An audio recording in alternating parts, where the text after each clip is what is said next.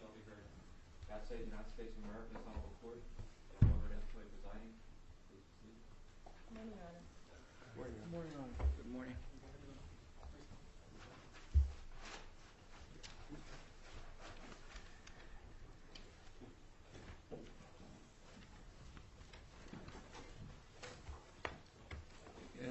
There was an article about the case in the paper this morning.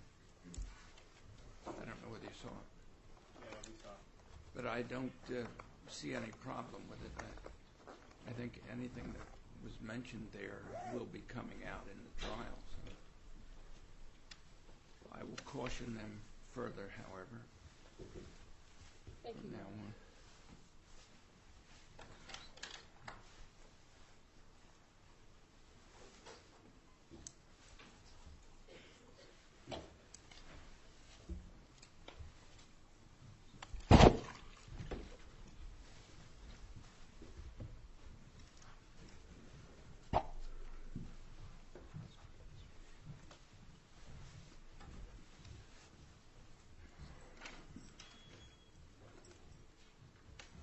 You may be seated.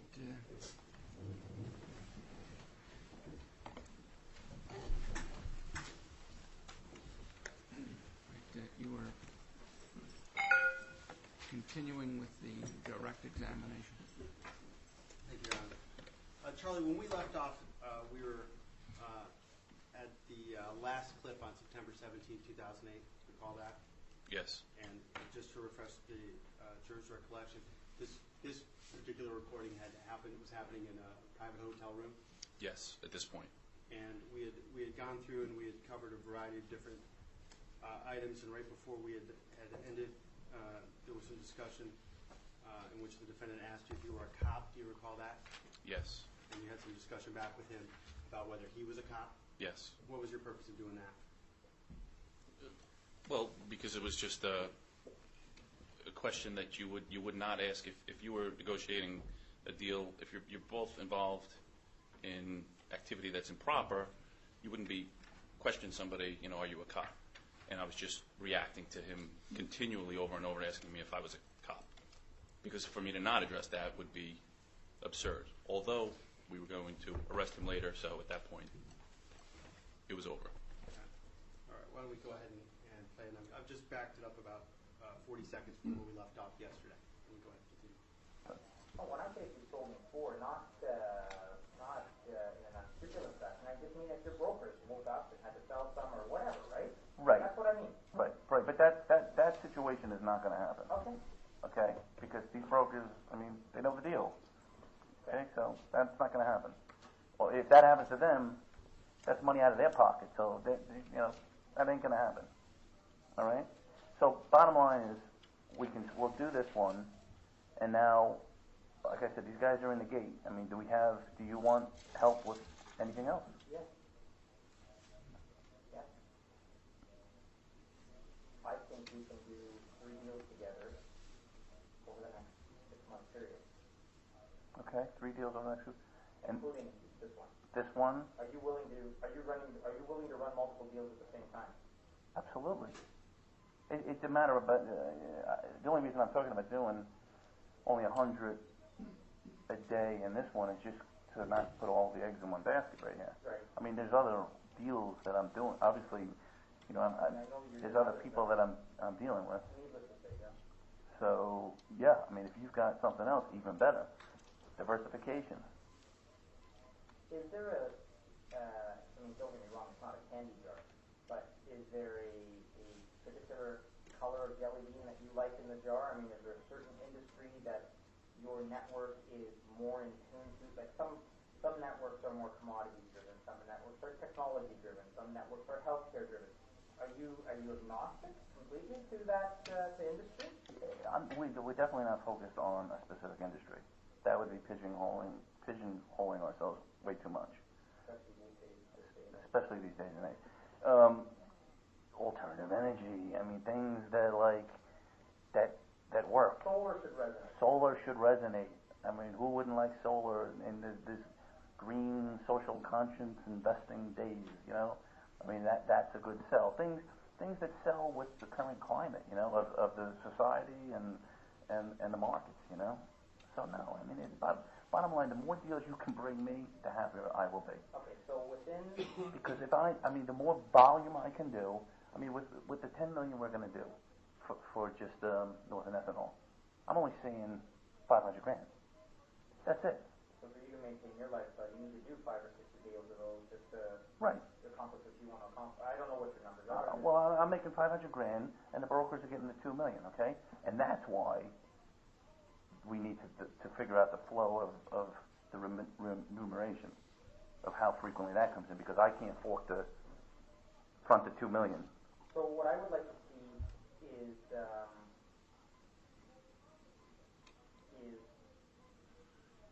in an ideal situation the day after it hits the DTC. So if you did a trade on Monday, So we'll look at the weekly DTCs. so if you did a trade on Monday, that would hit that week's DTC. If you did a trade on Wednesday, it won't hit till the following week's DTC Correct. because of the 3 days, Correct. right? So as long as my guess is, so let's pretend tomorrow. Let's not pretend. Let's say tomorrow we go in and do Let's say tomorrow $100,000. you do 100, and you do that consistently for 7 days, 7 business days, Yeah. right? Which brings us to the next Friday, right? So by the end of next week, which is, there's going to be I figure there's going to be about a 7-day Right. lag, Front. Yeah. right? For the first trades to settle, and then Approximately. we'll get on a cycle of every 5 days. Something like After that. we work the kinks out of the first week and a half or whatever. Is a 7-day period reasonable to you? Definitely. Yeah. Okay. Definitely. Because there's no problem sending it. No. It's just, Well, you got to the stock has to get sold, and the thing has to settle. right. Bottom line. Now, the other thing is, like I said, my guys can't direct trades, so that's why I need you to be able to say, if we go in to do the buying, that you're going to be there to do the selling. Yes. You can handle that. Yes. Now, I mean, there is a couple 100,000 shares out there that are floating, right? That I think will come at us. But the deal that we struck was you get paid regardless. Okay. The only concern I have is churn. Right. If you take 8 out of 10 shares, if you take 10 shares and 8 of them belong and 2 of them are stray, that's my problem. Right. Okay. That's But my if problem. I buy them and then they get sold out, that's my problem. That's right. Correct. That's right. That's our understanding, That's right. and that's fair, Okay. because that's fair. And this relationship will motivate me. The tighter the deal, the easier the relationship. This one is 99% there, 99.5% there, or whatever. Pretty high. Pretty high, right? But Now, where is it going to be sold from? Like the DT? Where is it now? right now, UBS and Smith Barney. Okay. So we can assume that that's where it'll be coming from. Yeah. But what I don't understand anymore about trading desks, Charlie, Right. is even though UBS is a brokerage firm and UBS is a market maker, sometimes that trader will offer it through a different house. And I don't understand why. I don't understand that whole deal. I don't understand why that ever happens. If I'm a brokerage firm, if there's stock being sold, if there's a UBS broker selling stock, why wouldn't it be offered by UBS each and every time? Sometimes it shows up through a different house. So I don't know if that's some type of jitney arrangement the houses have between each other, whether they piggyback so it doesn't always show that it's coming out of one house. I don't know what the reason for that is. I don't either. But as of now, UBS and Smith Barney. Okay. All right. And so the mechanics of that too. I mean, you the person that will be. I mean, how do you want it to work? Because this is how it typically works. In an ideal scenario, I'm going to actually. Okay, let's talk about that. So you're talking to one of your consultants, and one of your consultants has the ability to do 100,000 today, right? So you're just going to bid for the stock. Is he going to? How is he going to put the order in? He whatever $100,000 divided by the share price. That's how many shares, rounded up. Well, let's say, He's going to go in and bid for 100,000 shares of Northern Ethanol. so let's say he's bidding for 100. So let's say he's bidding for 70,000 shares at $1.20. Right. $1.10, wherever it is, right? Right. Is your guy going to be low offer that's going to be filled from my buy? Yeah. That's how it works. The question is, how am I going to know what's coming? Because I would give you 5 minutes notice. Fine. I mean, not 5 minutes notice. I'll say, does it work for you for me to go in 5 minutes? I mean, it's going to be that precise. Like, okay, in 10 minutes, is your guy ready? Yeah, And that's fine. And then that's it. Okay. And then see, up front, you're going to have a lot of safeguards because you're going to say, did I actually do the buying? I'm going to tell you exactly how many shares. You guys are reporting to you. Yeah. Oh, yeah. They're going to tell me that they're ready to go. I've already got that coordinated with how much they can do. And like I said, really, it's just a function of the value divided by the price, and that's how many shares you're going to do. Round it up. How many consultants will be involved in total? In this one, 6, 7. Oh, okay. 6, 7. I didn't really know. I didn't Within know if it was. within 2 different places. I didn't know if it was 2 or 3 big guys, or whether it was 22 guys. I didn't know. No. That makes sense to me. If it was just 1 or 2 big guys, it would be a little too concentrated. So that's why 6, 7 guys Okay. right now are in the starting gate. Pretty excited. Okay, good. All right. So that's the story. Okay. So we'll do that, and then so I have the DTCs on that. We'll go in tomorrow. I'll call you. You're going to be in Ohio? I'll call you in your cell, wherever you are. It doesn't I'm going to matter. be in Ohio in the morning, and then I have a 10:30 flight back to Toronto. Okay. Oh, no. So Charlie, there was some discussion there about the timing of payment, and there was some reference to the time to settle. What are you talking about there? We're talking about when. We're talking about, again, under 41403, 701. I've checked anything beyond what this witness says he thought. What were you talking about there? I was speaking about the buying that I was going to be doing in Northern Ethanol stock and about the payment that I would be receiving from the defendant. And when you talk about time for the sale, when you talking about time for the stock to settle, what are you talking about? After we purchase the stock, when you go into the market, you buy the stock. It takes several days for that transaction, they call it, to settle, where the actual stock gets delivered to the buyer, and the buyer pays for the stock. That's what the settlement means, just to get the stock that you purchased, and whoever bought it, they're going to pay for it. And again, as I ask you these questions, you understand that I'm asking for your understanding of the conversation, not anybody else. Yes, from my understanding. Okay. And there's some discussion here in which the defendant says to you, if you take 8 out of 10 shares, if you take 10 shares and 8 of them belong and 2 of them are stray, that's my problem.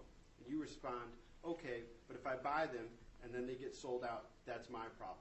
What's your understanding of that discussion? I understood that to mean that if we go into the buying, I understood that to mean that the defendant had such control over this deal. He had 99.5% control over the stock out there. That's tremendous.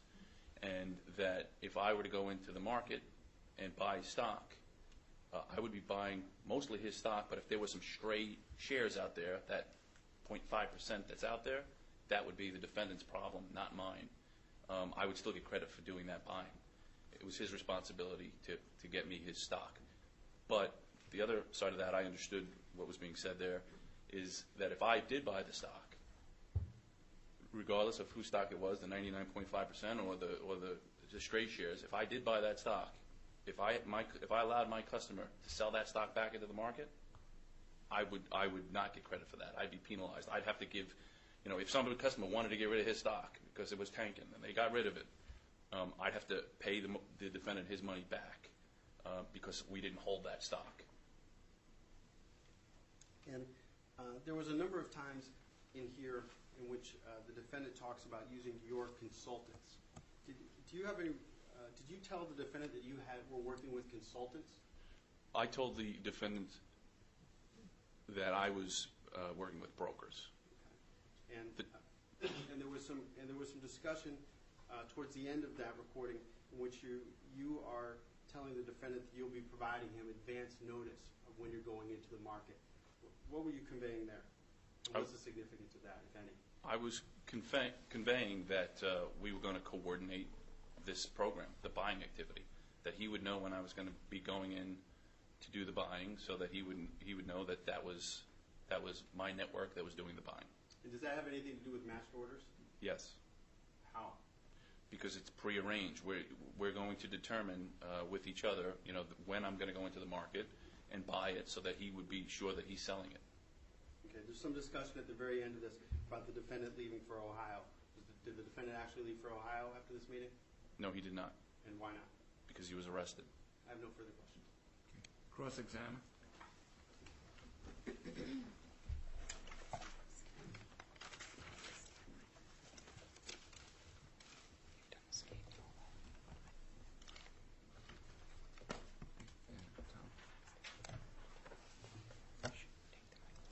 Thank you, Your Honor. Good morning, ladies and gentlemen. And Agent, good morning. Good morning.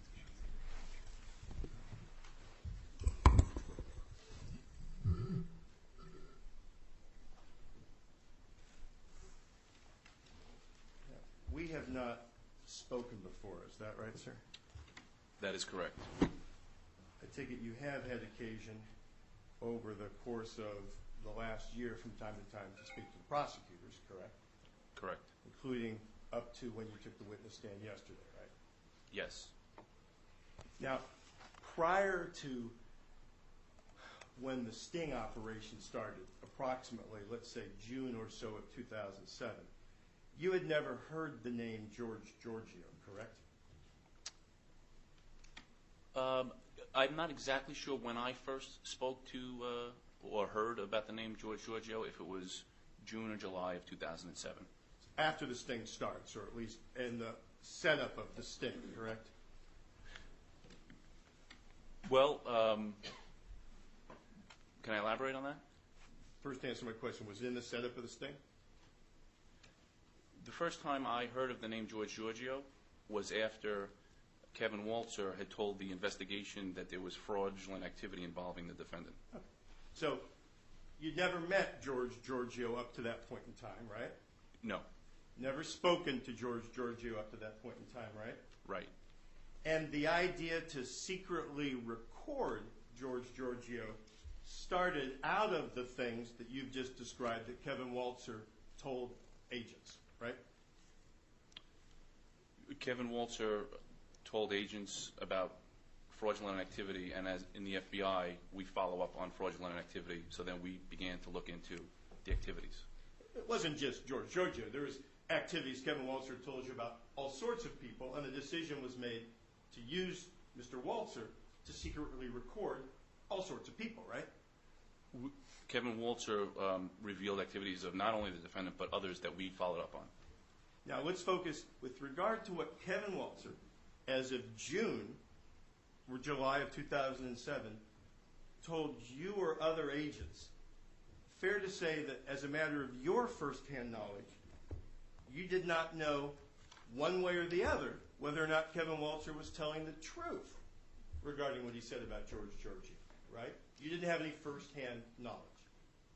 It needed to be corroborated at that point. But you did know at that time that it needed to be corroborated that Kevin Walter was an admitted liar. I knew that Kevin Walter had committed crimes. Crimes involving lying, right? I'm not exactly sure about the nature of the crimes. The man that you worked with, sat on a conference table next to, listened to his tape recordings of for 14 months. You're telling this jury you didn't know the crimes that he had confessed to when he started his cooperation? Is that your testimony? My testimony is that I'm an FBI undercover agent brought into an investigation to investigate a certain aspect of a crime. And I knew that the defendant had committed crimes and admitted that he committed crimes. And among the crimes that you knew he committed were years of stock fraud, right? Yes.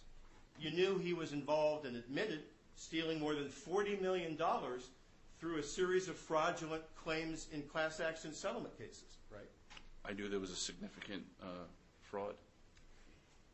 And one of the reasons that the FBI decided to use Mr. Walzer proactively to record individuals was because you and your other agents determined that Mr. Walzer was actually a pretty good liar, right?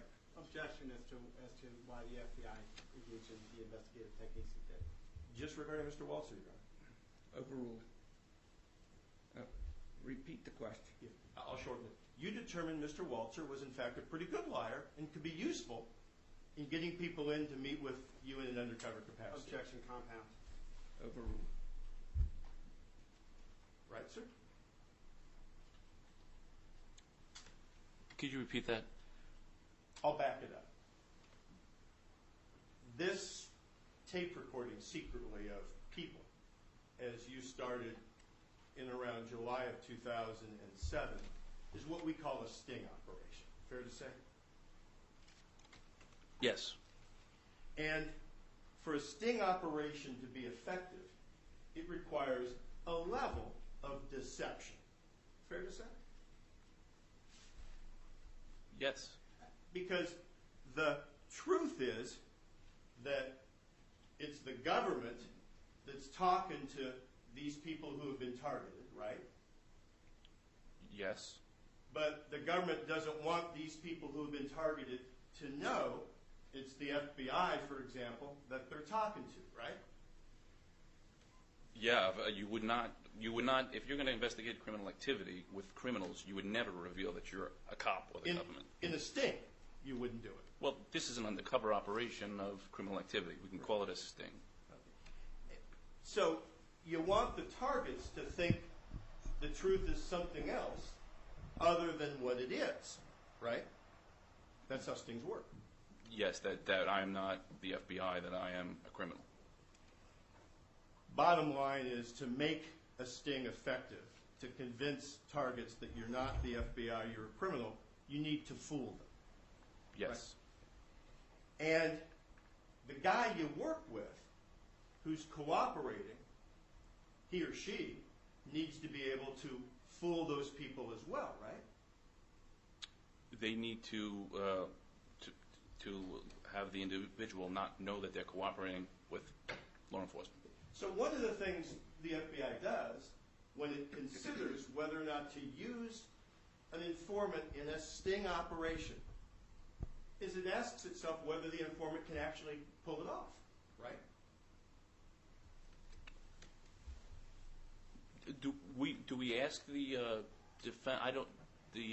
informant if he can pull it off? No. You make the determination. He can pull it off. We instruct him to act in a certain way, and then we determine how the defendant will react to how the cooperator acts and how successful he is.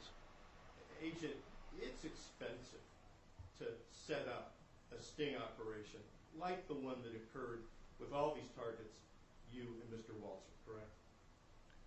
Undercover operations are expensive, but so is the criminal activity that we are investigating. Well worth it, no question. But you don't, at least the FBI is not used to throwing their money around foolishly, is it? No. So you're not going to put in the money to start a sting that you're going to give an individual recording equipment to make recordings in if you think the individual can't fool the targets, right?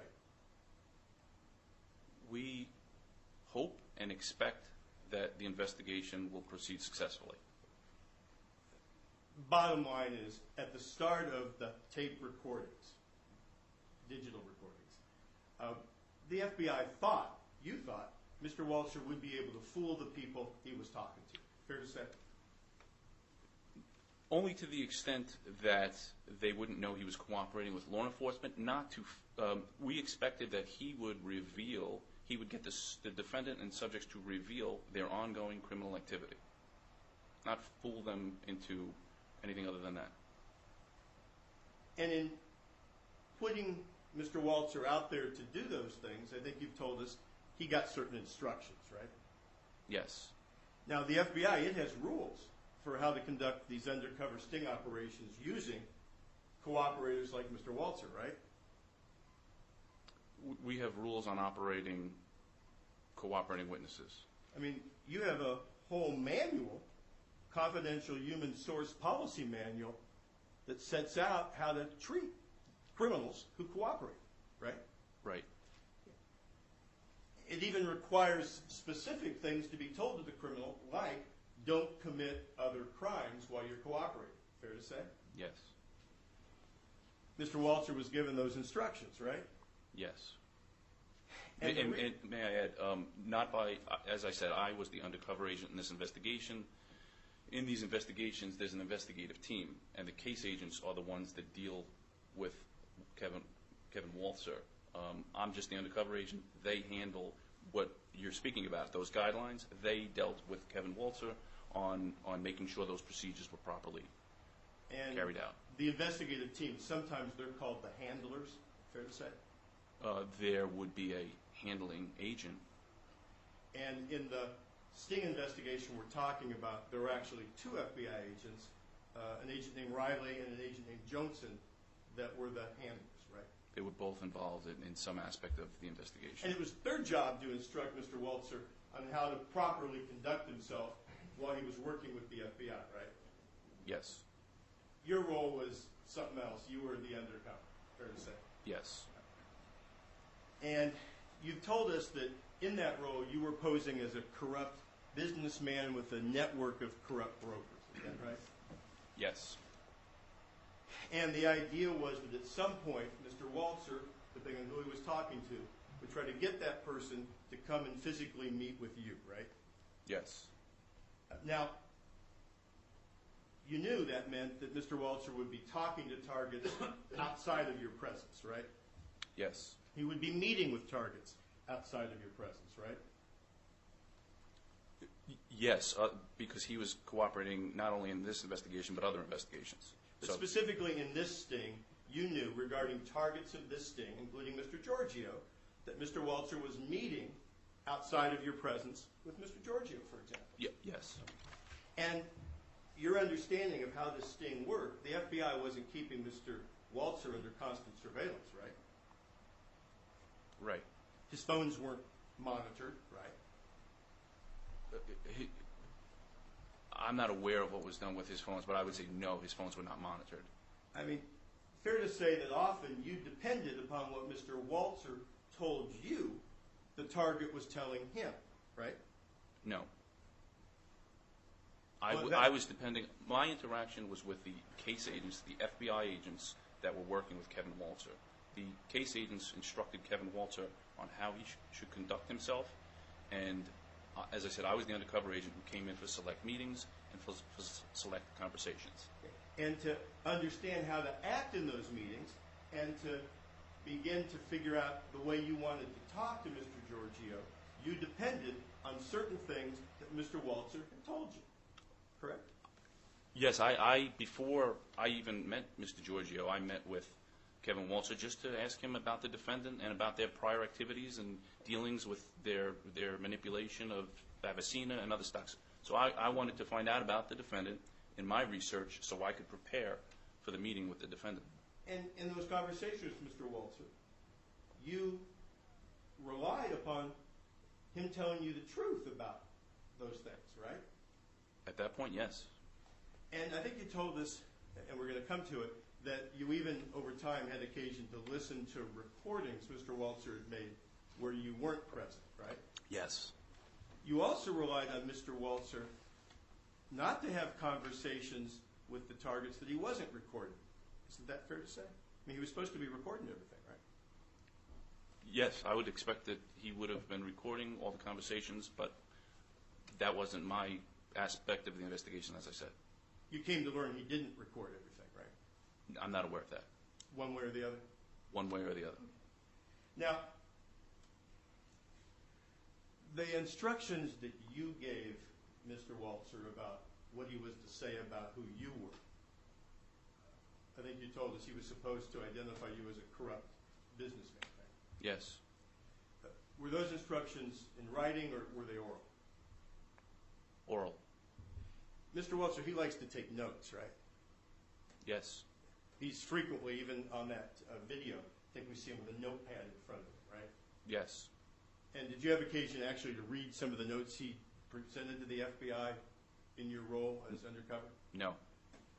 When you were giving him instructions as to what he was supposed to say about you, was he taking notes? I don't recall. I don't know. He was there with you. You'd have seen it, right? This was in 2007. I don't recall that. Now,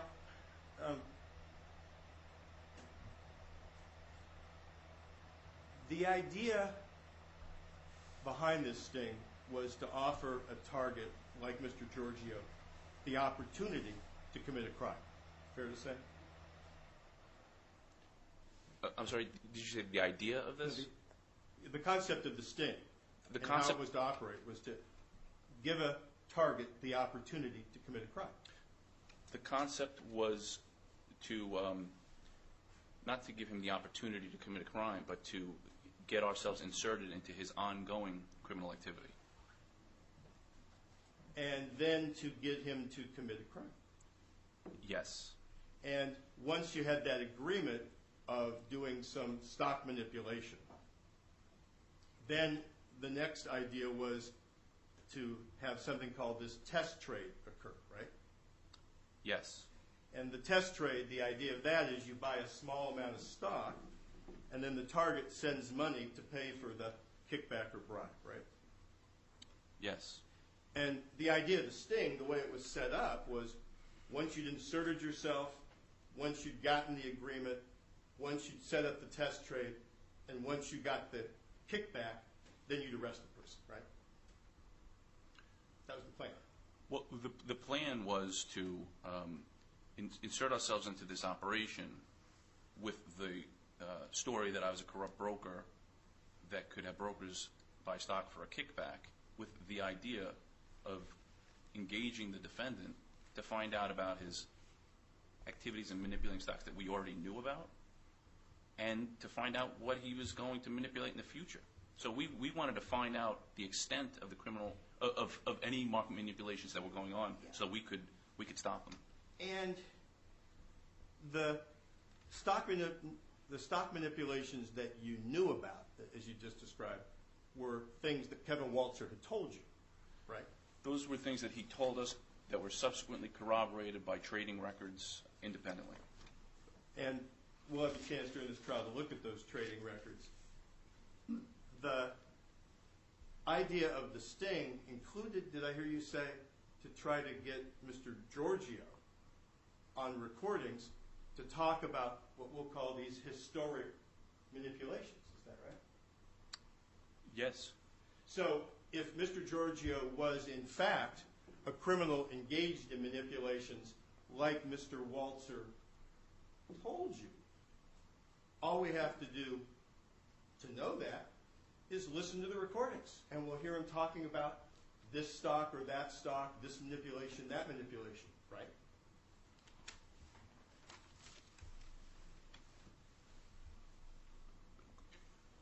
At that point, could there have been enough to charge him? That's not my aspect. I can't answer that question. My point, sir, is that we can listen till our ears close in 14 months of recordings, and we will not hear, will we, once on any recording you or Mr. Waltzer made, Mr. Georgiou talking about a historic stock manipulation and saying he committed a crime. Those words aren't on any recording, are they?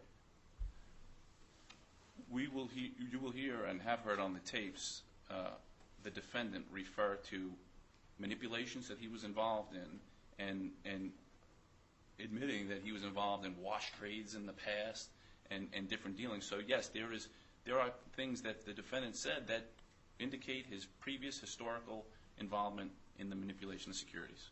Your interpretation, right, sir? My interpretation, Yeah. as well That's as the investigative team's interpretation. That's what you heard, colored in truth by the things that Mr. Waltzer had told you at the beginning, right? No, as I said, it was independently corroborated, the transactions that occurred in the manipulation of Avicena and Neutron and other stocks, that the defendant had... Kevin Walter. Should he be permitted to finish his answer? You may finish your answer. As I said at the beginning, the defendant had told us about these historic manipulations in stocks such as Neutron and Avicena. Those were the stocks that Kevin Walter was involved in manipulating. The investigative team went back, and as you'll see in the trial, there were trades that were corroborated what what Kevin Walter had told us about the defendant's criminal activity. Yeah. So it wasn't relying upon the Kevin Walter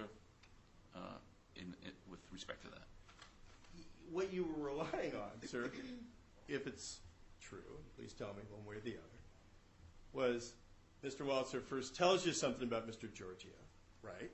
Yes.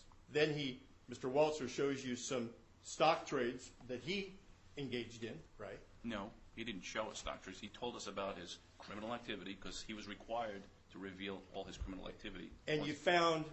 Wait, now, you've got to let him finish. I apologize, Your Honor. Finish your answer.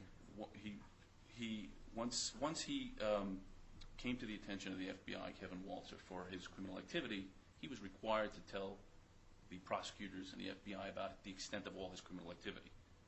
And he did, and he was required to do that, and some of that activity that he told the FBI about was that he was involved in manipulating stocks such as Avicena and Neutron, and he was doing it with the defendant.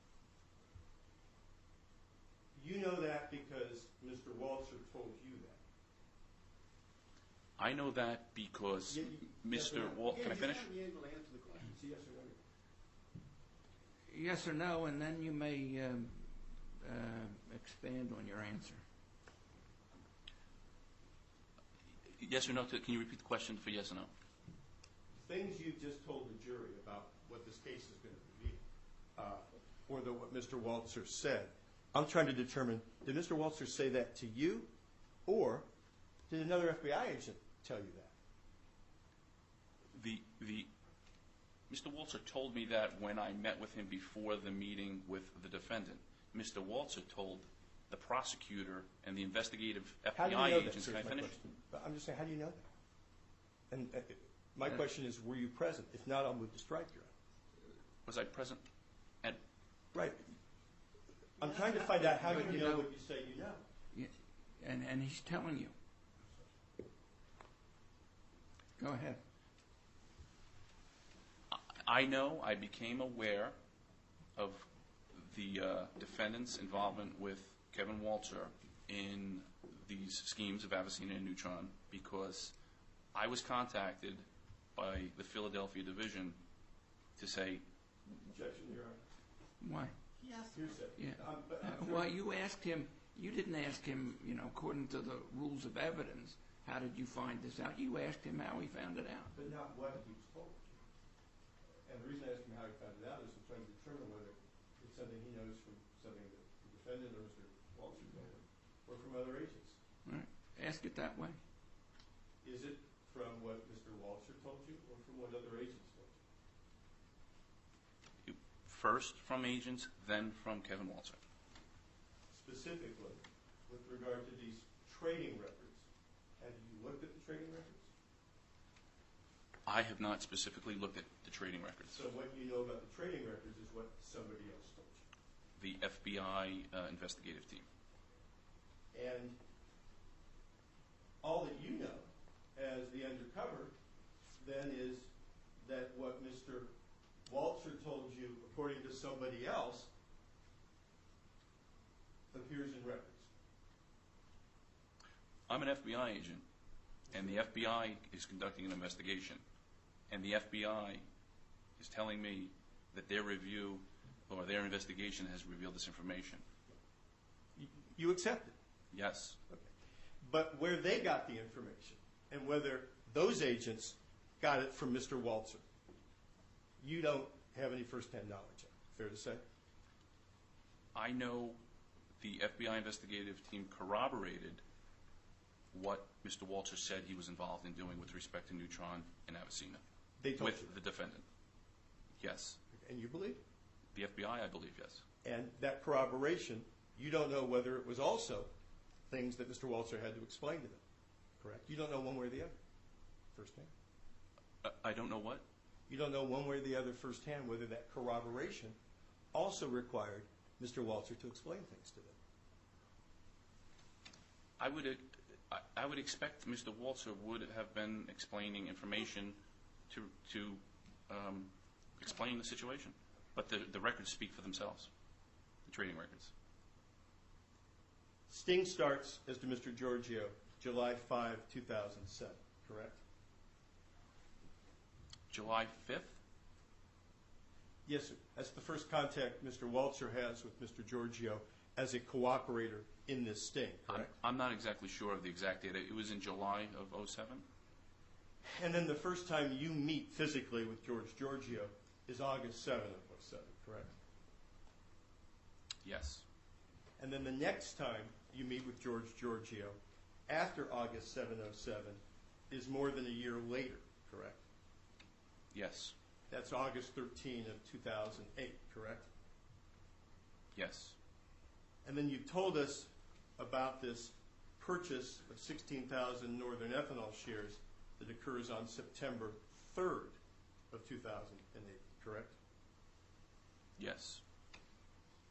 And then there's this $5,000 wire that you've spoken about that comes in on September 11, 2008, correct?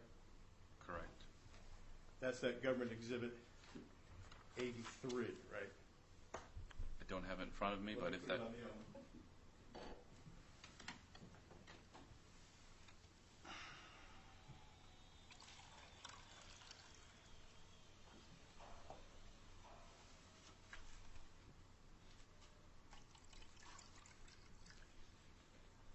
This document, correct, sir? Yes. And by my math, the payment on the government exhibit 83 that's on the screen on September 11 in the amount of $5,000, that's 8 days after the purchase the FBI makes of the Northern Ethanol shares, correct? Yes.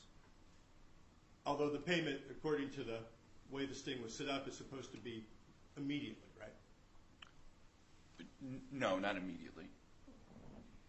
And by my math, therefore, it takes approximately 14 months of contacts with Mr. Georgiou before Mr. Walzer gets any money out of it, correct? Objection. The phrase, Walter didn't get any money out of it. This was money that was paid as part of the kickback that we heard. I'll rephrase the question. Rephrase your question. It takes 14 months for Mr. Walzer to convince Mr. Georgiou to send $5,000. Objection. That's not the evidence. There's no evidence that Mr. Walzer convinced him to send $5,000.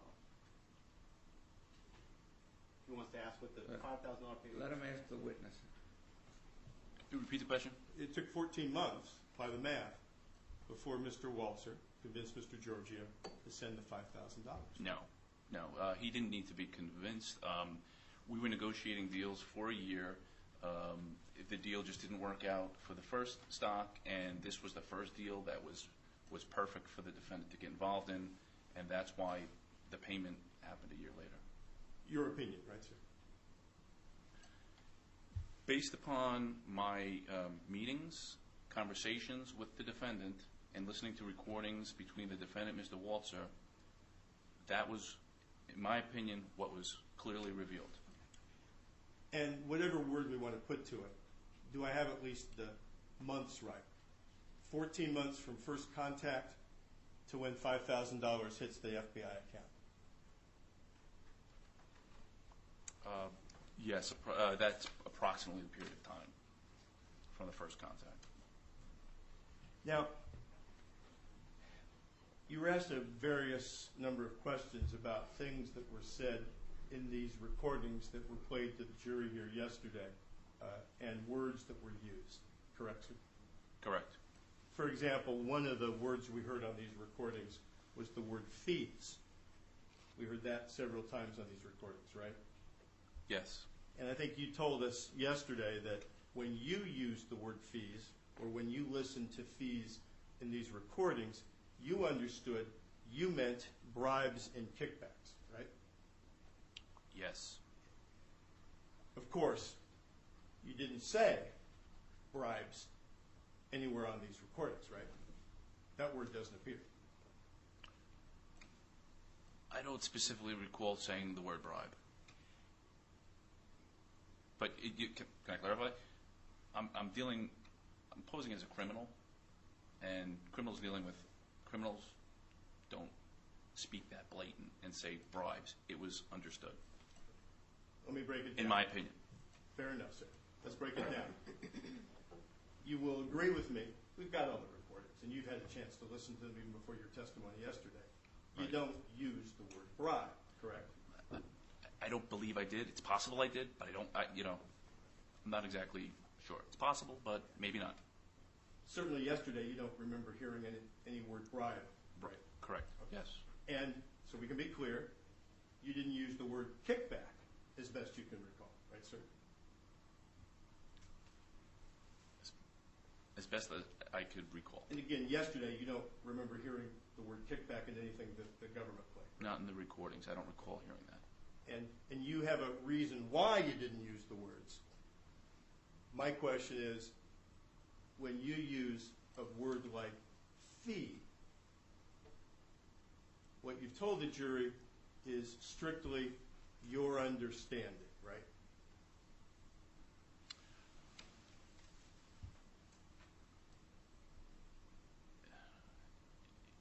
Clearly my understanding. It was clearly my understanding that was a kickback. And anyone involved in the securities industry knows a secret cash payment to a broker is a kickback. And that's what was explained to the defendant, that it was a secret, that it was a payment to the brokers that could never be known by the customers. The customers could never know. We could all be in big trouble. This is a dangerous business. And those statements, first, the word secret cash payment, those words aren't on any recording either. Will you agree with me? Secret, maybe not secret, but clearly the context of the conversation, it was secret. And those conversations and their context, I mean, it evolves over time, right? Could you be more specific? Yeah. The things you say in 2007, for example, the meeting on August the 7th, aren't exactly the same as the things you say on August 13th, 2008. It evolves, right? The conversations progressed. And ultimately progressed to, we just heard the last clip of it, to the day of the arrest, September 17th, 2008, when even more things get said, right? Yes, we struck a deal to move forward, and the defendant revealed he had 3 other deals we could move forward with. So it was, yes, it was evolving and progressing. It evolved and it progressed, right, sir? And to be fair to you, I mean, it's been 2 years plus when the recordings first began, and a year plus since the arrest. As you try to remember everything that was said, you may not get the sequence exactly right as to when one thing was said as opposed to something else, fair to say. The precise timing, I'd have to think about. But I have a pretty good recollection of when things were said. I'm sorry. The recollection, in part, is the progression of discussions culminating in that day, September 17, when the FBI arrested Mr. Georgiou. Right? Can you repeat that? It culminates in your understanding all the way to when you talked to Mr. Georgiou on September 17, right? Culminate meaning it ended in the arrest of the defendant? Yes. Fees, Wall Street. You worked on Wall Street, correct? You've told us that. Yes. And you worked in brokerage houses, right? I worked for a public accounting firm, and I worked for the New York Stock Exchange. And you know that people every day in Wall Street transactions get paid fees for work, right? People get paid fees? Yeah, there's something called introduction fees, right? I'm not familiar with that aspect. I don't know what you're speaking about. Well, there's something called broker fees, right? Brokers get paid a fee for a commission fee? There's commissions, right? Brokers get paid commissions, There's placement fees, legitimate commissions. right? I've heard the term. I don't know what placement fees are. Investor relation fees, those get paid, right? Investor relations, I would imagine fees get paid for that. I mean, truth is, every day, a lot of people get paid a lot of fees in connection with stock, sometimes as part of an illegal transaction, but often as part of a perfectly legitimate transaction, right, sir? Sure, people get paid fees for legitimate transactions all the time, but in the context of this investigation, in my opinion, they were not. Right. You understood by fee something different, right? Yes. But just paying a fee and using the words, hey, I want you to pay a fee, in and of itself doesn't signal that something illegal has occurred. Will you give me that? If it was said in a vacuum of just the fee, I would give you that. But in the context of this investigation and the discussions with the defendant, fee was clearly, in my opinion, In your opinion, and to your understanding. and to my understanding, improper. You talked to the jury about the word park and how park or parking appears in many of the recordings, right, sir? Yes. And I think you told us, again, your opinion, your understanding, is that when you used the word park, or when Mr. Walzer used the word park, what was understood was an illegal stock transaction. Yes. It was a buy and hold for an illegal purpose, right? That's your testimony? Yes. Now, you're aware that the SEC and the industry publish lots of definitions about the terms, including the term park or parking, right? You're familiar with that? I'm familiar that the terminology, the word parking exists. Parking can refer to an illegal act, but it can also mean simple buying and holding for safer investments, right? It has multiple meanings. I'm not aware of that particular meaning. In the context of this investigation, parking referred to holding the stock in account so that the stock price could accumulate and the defendant could sell his stock at a higher price. You agree with me, sir, that there are both definitions of parking that suggest illegality and definitions of parking that don't, right? I'm not aware of the parking terminology that is legal. If there is one there, that's possible. But I'm clearly aware of the fact that in the context of this investigation and market manipulations, parking, or another word, put away, is improper. Ever read the Financial and Investment Dictionary to see how they define terms? No. Placing assets in a safe investment while other investment alternatives are under consideration. That's not what you had in mind, right? No. But you can't tell the jury inside Mr. Georgiou's head what he had in mind, correct, sir? I don't know what was going on in his mind, but I do know he knew the services that I had offered to him, and he knew the context of parking. In my opinion, he knew that this parking was clearly not a prudent way of investing. And let me break that down. You've spent yesterday and a little bit of this morning telling the jury what you meant by certain words and phrases. We've established that, correct? I've explained some of the words and some of the phrases. You've even told us some of the things you assumed, correct, sir? Fair to say? I explained what I believed certain terms and certain things to be said to mean. Well, based on what Kevin Walzer told you, in August of 2007, you assumed Georgiou was a crook, right? That was your working assumption. Not until it was corroborated. I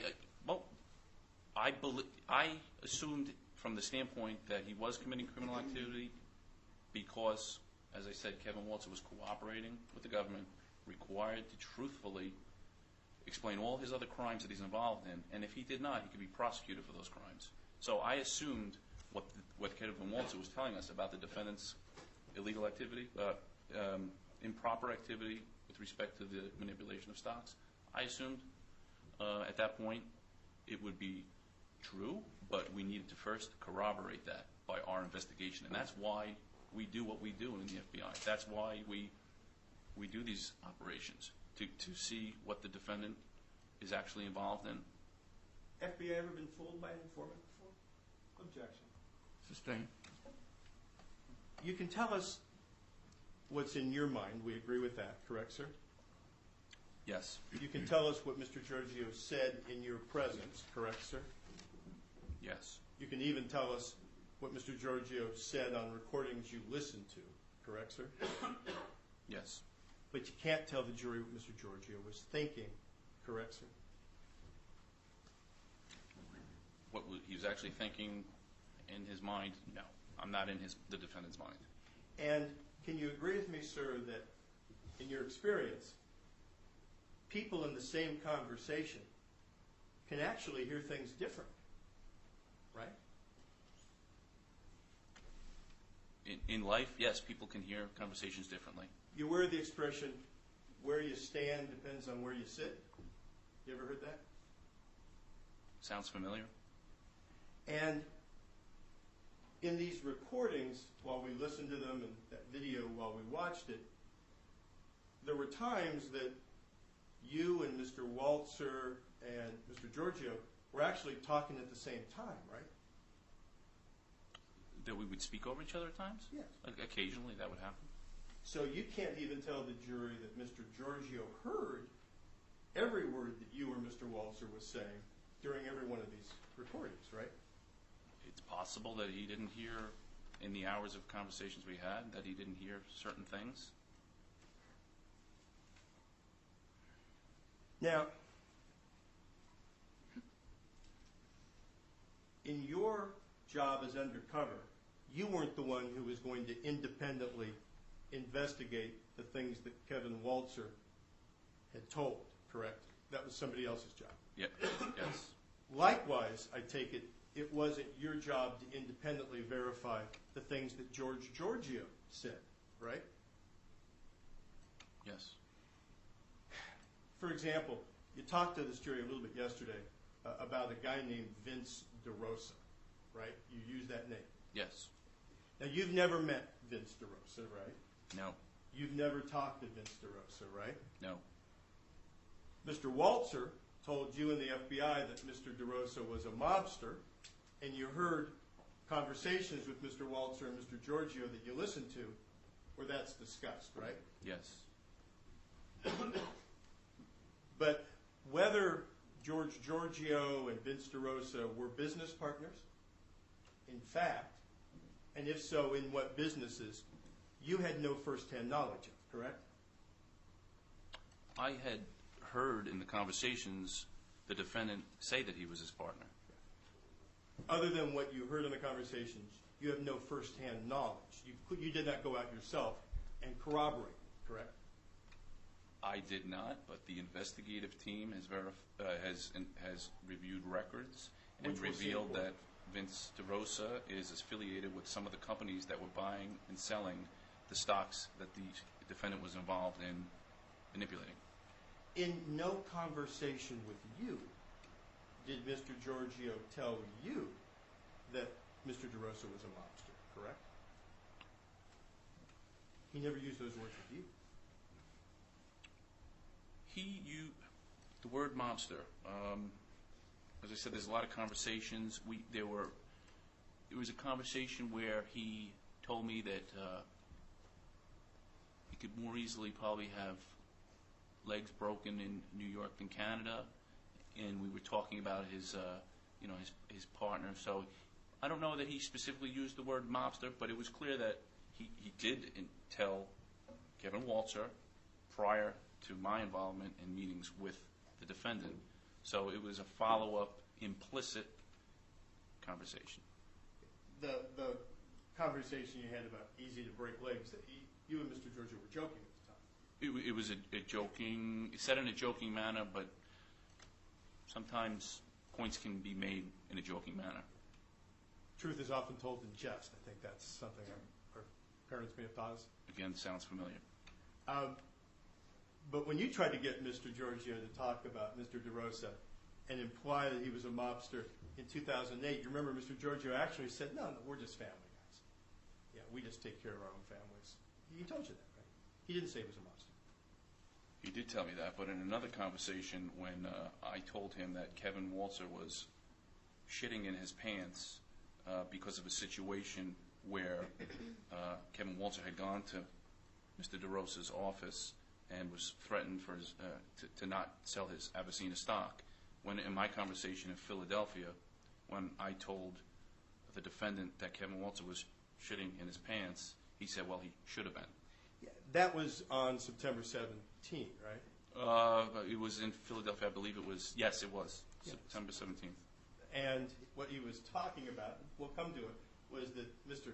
Walzer had stolen money from Mr. Georgiou and Mr. DeRosa by selling Avicena stock based on a lie. Right? That's what he was telling me. Oh, I don't know that he stole money from the defendant. Now, the government went through with you these various recordings, and even before you came into court, you had a chance to listen to them again to refresh, right? Yes. Did you also look at transcripts? Yes. And the July 9/07 recording was the first one that the government played in court yesterday, a meeting between Mr. Walzer and Mr. Georgiou that you were not present at, right? Right. And this was the first meeting that Mr. Walzer had with Mr. Georgiou after Mr. Walzer had been signed up as a cooperating witness, right? Yes, I believe that was the first meeting. And again, as to what Mr. Georgiou thought Kevin Walzer was proposing to him, you can't look at Mr. Georgiou's mind, so you can only rely upon the words that you've listened to on the recording, right, sir? Correct. I can only rely on to what was said and not what was in the defendant's mind. In that recording on July 9, part of the conversation, Mr. Walzer talks about his Middle East deals during the meeting. You remember that? I recall him speaking about the Middle East. Was that part of the instruction Mr. Walzer had been given as to what he was supposed to say to Mr. Georgiou? I wasn't involved in what he was instructed to say with respect to the Middle East. I'm not aware of any instructions regarding the Middle East. The talk about all this business that Mr. Walzer could do in the Middle East, it was part of the lie that he was promoting in his role as cooperator, right? I don't know the answer to that. I don't know if he had business in the Middle East or if he did or didn't. On July 9th of 2007, having confessed to a huge series of frauds and having been put to work by the FBI, is it your understanding that the FBI lets those kinds of criminals keep doing business? If I'm not aware of the Kevin Walzer's business, whether it happened or didn't in the Middle East, and if it did happen, if it was legitimate business, I just don't know. We clearly, FBI would not allow a cooperator to continue his criminal activity. Yeah. He would be arrested, and he would be prosecuted. And the talk on July 9th is not about past. Mr. Walzer is saying, I've got current business in the Middle East that we can do business with Mr. Georgiou. That's what he's talking about. That's what you heard on the recording, right? Again, I don't specifically recall the conversation with the Middle East because it didn't have anything to do with the aspect of the investigation that I was involved in. We weren't conducting any business in the Middle East, nor would we have conducted any business in the Middle East. But wasn't the Middle East used regularly as an excuse to try to keep the conversations with Mr. Georgiou going? That's probably the context of the conversation, to make it look like he was actually still busy and still involved. Do you know, did Mr. Walzer have a script to use when he was getting ready to talk to Mr. Georgiou? A written script? Yeah. I don't believe so. But the idea was, at least you understood as of July 9, when Mr. Walzer gets Mr. Georgiou to meet with him, that Mr. Walzer needs to tell Mr. Georgiou that Walzer's back on his feet, has got business going, and even has someone who might be perfect to do business with, right? His role with that, in that meeting, was to let him know. The defendant had been calling up prior to that meeting. He wanted him to continue to get involved in this deal, Abyssina, this stock, and this was a follow-up meeting where we had our plan, our undercover plan, to have Mr. Walters introduce me as the undercover agent. That was what that meeting was about, and to find out what the defendant was currently involved in. Agent, you just now said that Mr. Georgiou was calling up Mr. Walter to continue to ask Mr. Walter to help with Abyssina. Did I hear that right? There were conversations. No, did I hear that right? Was that your testimony just now? Can you repeat that? Just a second ago, did you tell the jury, in answering my last question, that Mr. Georgiou was calling up Mr. Walter before this July 9 meeting, asking Mr. Walter to be involved in Abyssina? Is that your testimony? My testimony is that there were conversations. I don't know who called who. Yeah. Actually, Mr. Walter emailed Mr. Georgiou. Mr. Walter called Mr. Georgiou. Mr. Walter got Mr. Georgiou to a meeting. That's the sequence of events, right, sir? I don't know the exact sequence, but we wanted to get Mr. Georgiou to a meeting. And they had dealings for years leading up to this meeting. Would not have been unusual. At the meeting, we've listened to excerpts of the recordings. Mr. Walter was taking time to describe you without giving a name, right, sir? Yes.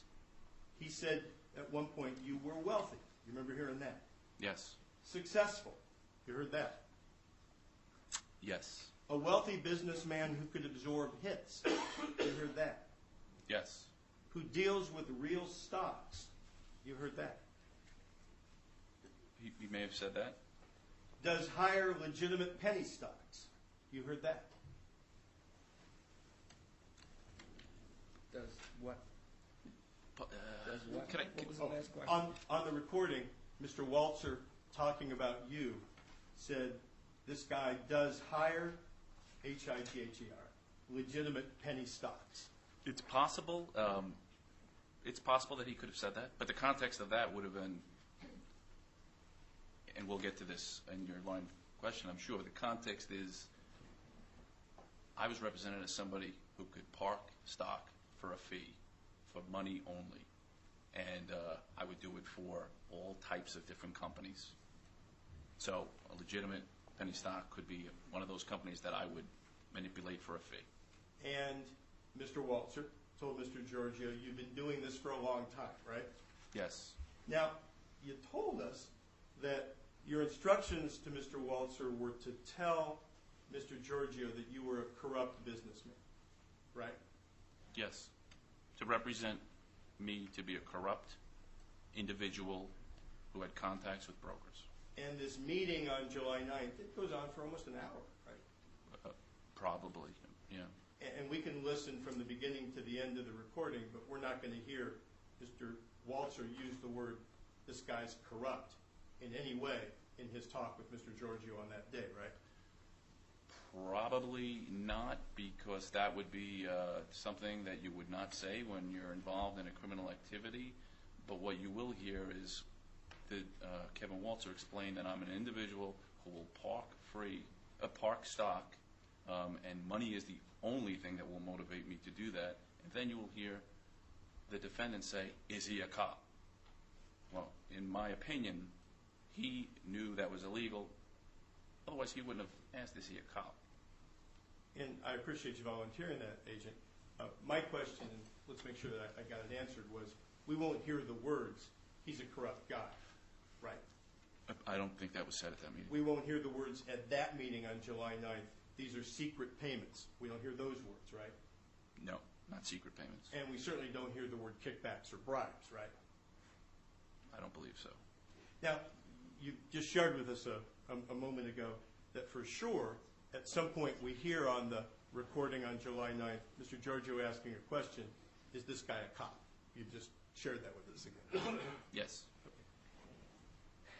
But you've listened to other recordings after the July 9th meeting, right, sir? Yes. One of them, July 26th of 09, we have a recording for it, where there's a further discussion about whether this guy turns out to be you as a cop. Do you remember that?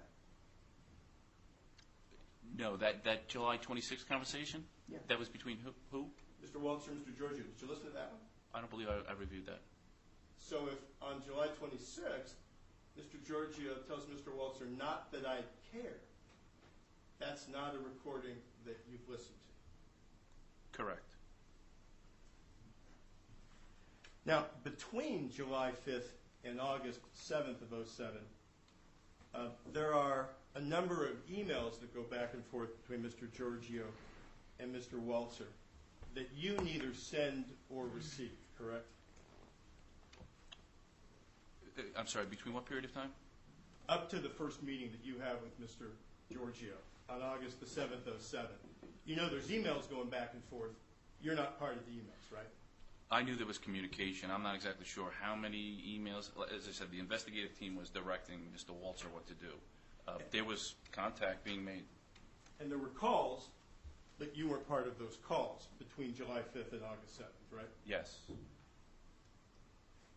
And you've told us that in the discussions that you had with Mr. Walter leading up to the meeting on August 7th of 07, one of the things you were well aware of was this company, Avicina, right? That was a company that I was aware of. And even before the meeting on August 7th, you had been told by Mr. Walter that Mr. Georgiou was desperate to find financing for Avicina and buying for Avicina, right? That's what Mr. Walter had reported to you. I was aware that, I believe I was aware of that prior to that meeting. Now, you also knew on August 7th that you weren't the only person that George Georgiou was meeting with on that day, right? Right. In that FBI car with an FBI chauffeur, actually Mr. Georgiou went to meet both with someone to talk about Avicina before he met with you and went to talk to someone about Avicina after he met with you, right? I know that he met with somebody before. I'm not exactly sure if he met with somebody afterwards. I don't really specifically recall.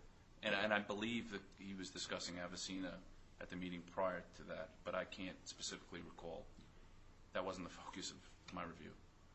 Your review and research to get ready for the meeting on August 7th did include checking out Avicina, right? My review prior to what? I'm sorry? Prior to that first meeting. Prior to my first meeting in New York. Correct. You checked out Avicina. What I did was I prepared for this undercover meeting with the defendant, and I knew his particular deal was Avicina. So what I did was I went and printed out copies of volume and price charts and things like that, so it would appear as if I was a legitimate person who potentially was going to get involved in this deal.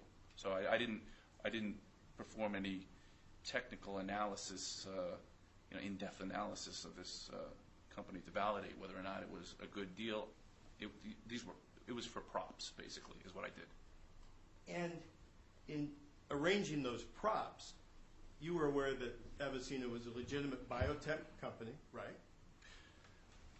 Looked like it. I'm not aware of its legitimacy.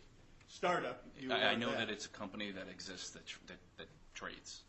Had drug products all the way in what they call phase 3 clinical trials, right? It claimed to have something to do with drugs. Treatments for diseases like Lou Gehrig's disease, right? Again, these are, I guess, claims that the company, I'm not familiar with the exact business of the company. The meeting happens out on Long Island, right? Yes. And while we've watched the video of excerpts of the meeting, I think you've told us it lasted a lot longer than the pieces of the recordings played, right? It lasted longer than the recordings. More than an hour in that meeting, too, right? Yes. In nice offices that the FBI had set up, right? Yes. Another prop, fair to say? Yes. In a nice conference room, right? Yes. The offices meant to look like a real and legitimate business office, fair to say? To look like a real business office, yes. And you told us you accumulated these props involving Avicina to appear, and I'm going to use your words, as a legitimate person getting involved in a deal. That's what you just told us. A legitimate criminal. No, sir. Then I'll clarify. I'm sorry. I'll answer your question. Okay. First, let me make sure I got the words right. You said a moment ago under oath. Okay. You said it was to make you appear like a legitimate person getting involved in a deal. Those were the words you used a moment ago, right, sir? I would stand by that statement, and legitimate meaning I was a corrupt individual, a legitimately corrupt individual. So we hear legitimate, we should really hear illegitimate, right, sir? That's what you're asking. An illegitimate, corrupt individual? No, when you say legitimate, you say, I say legitimate, but you should hear what I'm really saying is illegitimate. Right? That's what you're saying. I'm saying that I was posing as a corrupt individual, and legitimacy is to make you look like who you're trying to be. So you were trying to look legitimate. A legitimate criminal.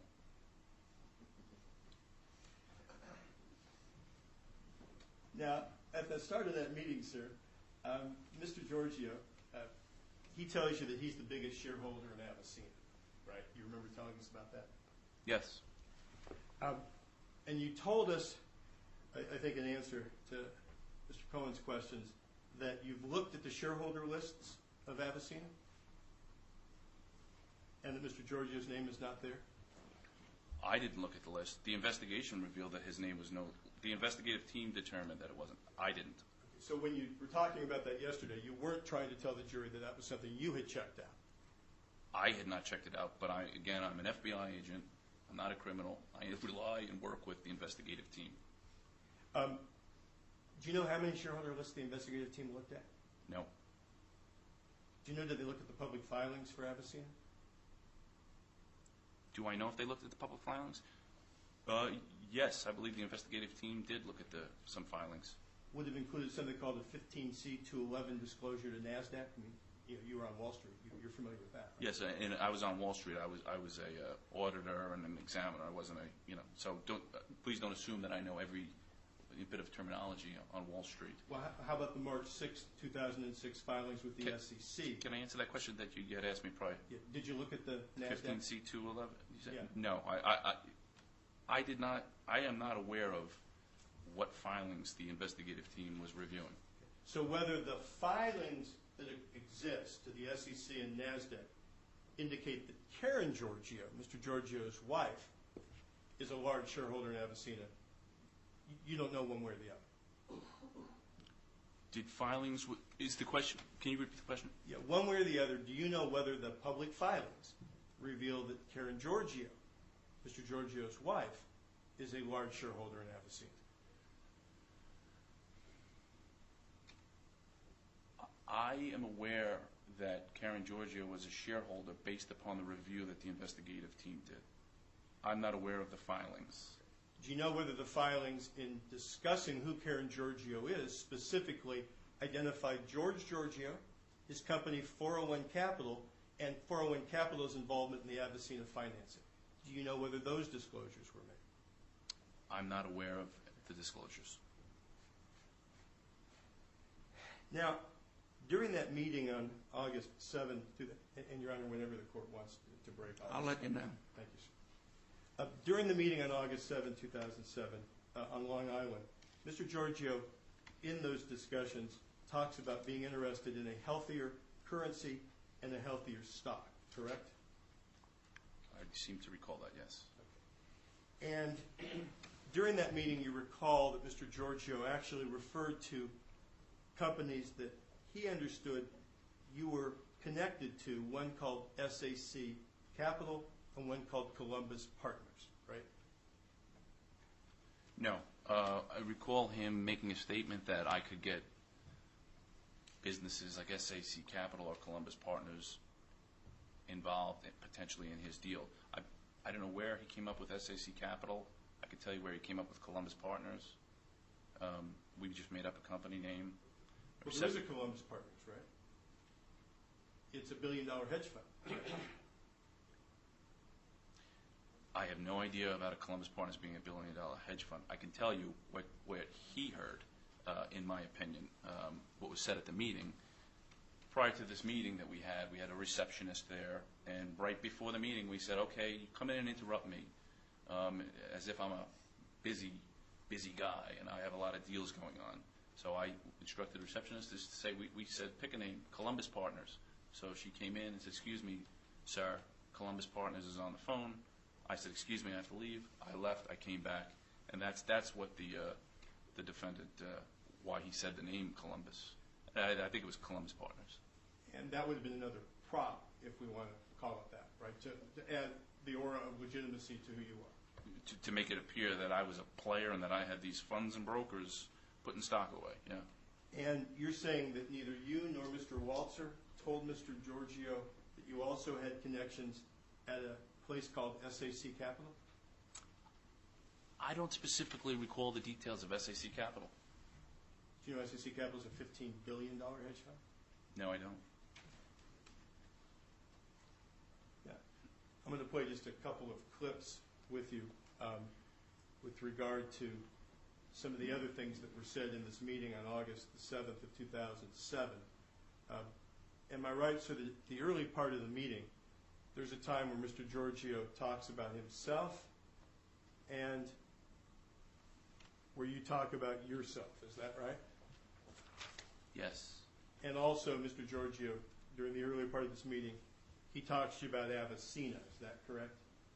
Yes. And he's very enthusiastic about Avicina, right? Yes. If we can, Your Honor, then this is composite defense exhibit excerpts. The number on the exhibit is 1086. The excerpt clip is 8707, and it's denominated as clip 2. We have no transcript. Thank you. Well, as I told you, Charlie, George is a very close business associate and a very trusted business associate. I've made significant money with him over the past several years. We've been involved in several deals together. And I really, really believe that you can have an interest in Avicina and with helping George with whatever he needs based upon our history together. Right. Well, I'm going to be upfront with you because that's the way we need to be from this point forward. You asked and I will answer every detail that you need to know. Right. And that's the way Kevin and I have been in our many, many years since heads up, watch out, whatever. Watch out. I told you. And we have to know that we're both on the same page, and I would expect that we'll be on the same page. Obviously, I'm putting the cart before the horse right now because we haven't discussed any details. But I just want to let you know that Hearing a little bit about you would be helpful for me as well. absolutely. Because Kevin said just come to the meeting. Well, that's this world and that's this business to trust people and basically, I've been involved with Kevin. That deal was back in 2000 or something like that. I've been in the securities industry for 20 years in all aspects of the business. Never been a broker, and I'm proud to say that. But George isn't. You're not. you were a broker. Okay. That's very polite, George. That's I was in my early 20s. It was actually as a result of that. That I got into venture capital and built up enough capital to start the family office and partnered the family office, got into real estate, got into private equity. Had I not driven through baptismal fire, mistakes I made in the brokerage industry 15 years ago, I probably wouldn't be here today. So, right. So it was a blessing in disguise. Very possibly. I'll tell you, I didn't know it then. Right. It was my whole world back then in my early 20s. I was 23 years old, 5 years in industry. That's devastating at the time, I would imagine. But Left university for 15 years later. We have for our little world, a very successful family office operating now, and we don't want to screw it up by neglecting, doing everything possible to bring attention to our deals. So that's why, one of the reasons why I wanted to talk to you, just understand how you were. So, could you hear at least as much of that audio as you could, sir? yes.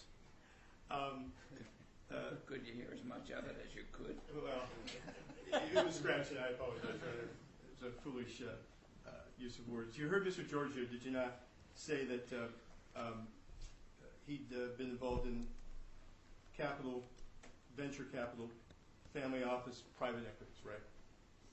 Yes. And that he had, in fact, built up a successful family office that he didn't want to screw up, right? That's what he stated, yes. And you had told Mr. Georgiou that you've been involved for 20 years in all aspects of the business, right? Yes. Can we play the next clip? Okay. That's right. General rule of thumb is that about 40% of drugs in phase 3 get approved, and those that repeat at phase 3 again, about 60% of those get approved. So we'll have to have 3 drugs in phase 3. If any one of those gets approved, we have $1 billion. The problem is, the company's been extremely dependent on me. That has to change. They've been dependent on me for market support. They've been dependent on me for funding. They've been dependent on me every time a shareholder wants to sell a block of stock. Yeah, but these are the principles of the company. So they, okay. Right? So my issue is... That's good if you have a relationship. Oh, yeah, we're in a good relationship. Yeah, we're not filtered for a month, but that's about it. So, I have, as I explained to Kevin, I have, my partner and I have, about $20 million worth of stock that we bought on margin, and probably another $20 million invested in it. Right? It's a big investment for us. Sure. It's a big, big, big issue. It's a big investment for anybody. Right? Absolutely. So you can do the math, right? Absolutely. The company has $20 million market cap. It's a simple math. Right? We have a good chunk of the company, and we cannot, we've spent 15 years building our family office, and we have interest in real estate, other venture deals. George, can you clarify to him what you mean by family office? Because he might... Well, we're not institutional, we're not regional. We built, in fact, we're managing our own money. We don't have any external capital. This is my Right. That's what I want. And that last voice, that was Mr. Walzer, right? Where he said, George, could you clarify? Yes. And earlier when we heard laughter, that was Mr. Walzer laughing and sort of making a joke. To be honest with you, I wasn't catching that, but it could have been. And Avicina, clearly when Mr. Georgiou is telling you about the company and the work involved, he's enthusiastic and he's telling you this is a good company that's going places, right? Objection as to what was in the defendant's state of mind, whether he was enthusiastic. Well, he can describe his conduct. The defendant was speaking about the company and the plans of the company. And he was explaining that he's got his family office and his business. Yeah. And then as the conversation moves toward how you can help, one of the things you're telling Mr. Georgiou is that in all these years you've been in business, you've been involved in raising financing and in working with brokerage firms and hedge funds, right? I didn't say I was involved in financing. I used the terminology financing and clarified at some point getting liquidity for principals of firms. Before we do another one, let's take a 10-minute Yeah, and I'm recess. sorry to interject. Kevin's told me to live. Sorry, thank you.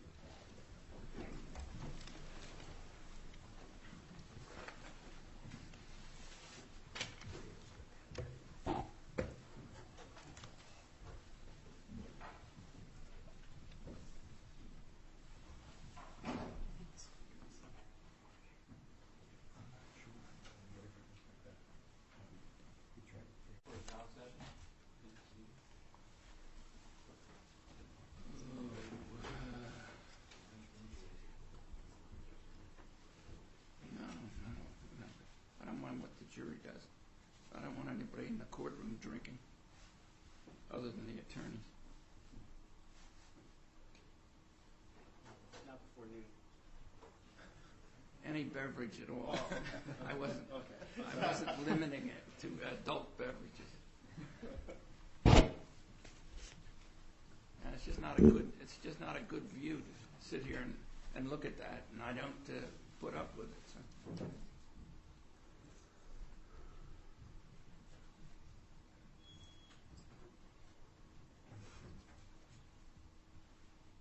may be seated. Thank you. Agent, I'd like to play one last clip that I'll play from the August 707 meeting.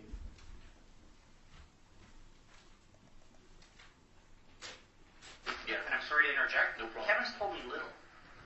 Because he said to me, George, just trust me, just come. I mean, It's true. I don't actually know the extent of your history, your relationships, or network. So whatever Okay, you're well, telling me, then I'll get you there then. please.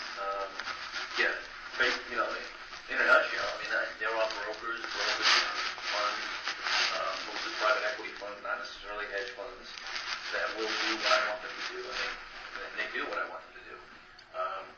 Right now, I'm raising financing for getting liquidity and distribution for numerous firms right now. Several millions of dollars for each of these firms.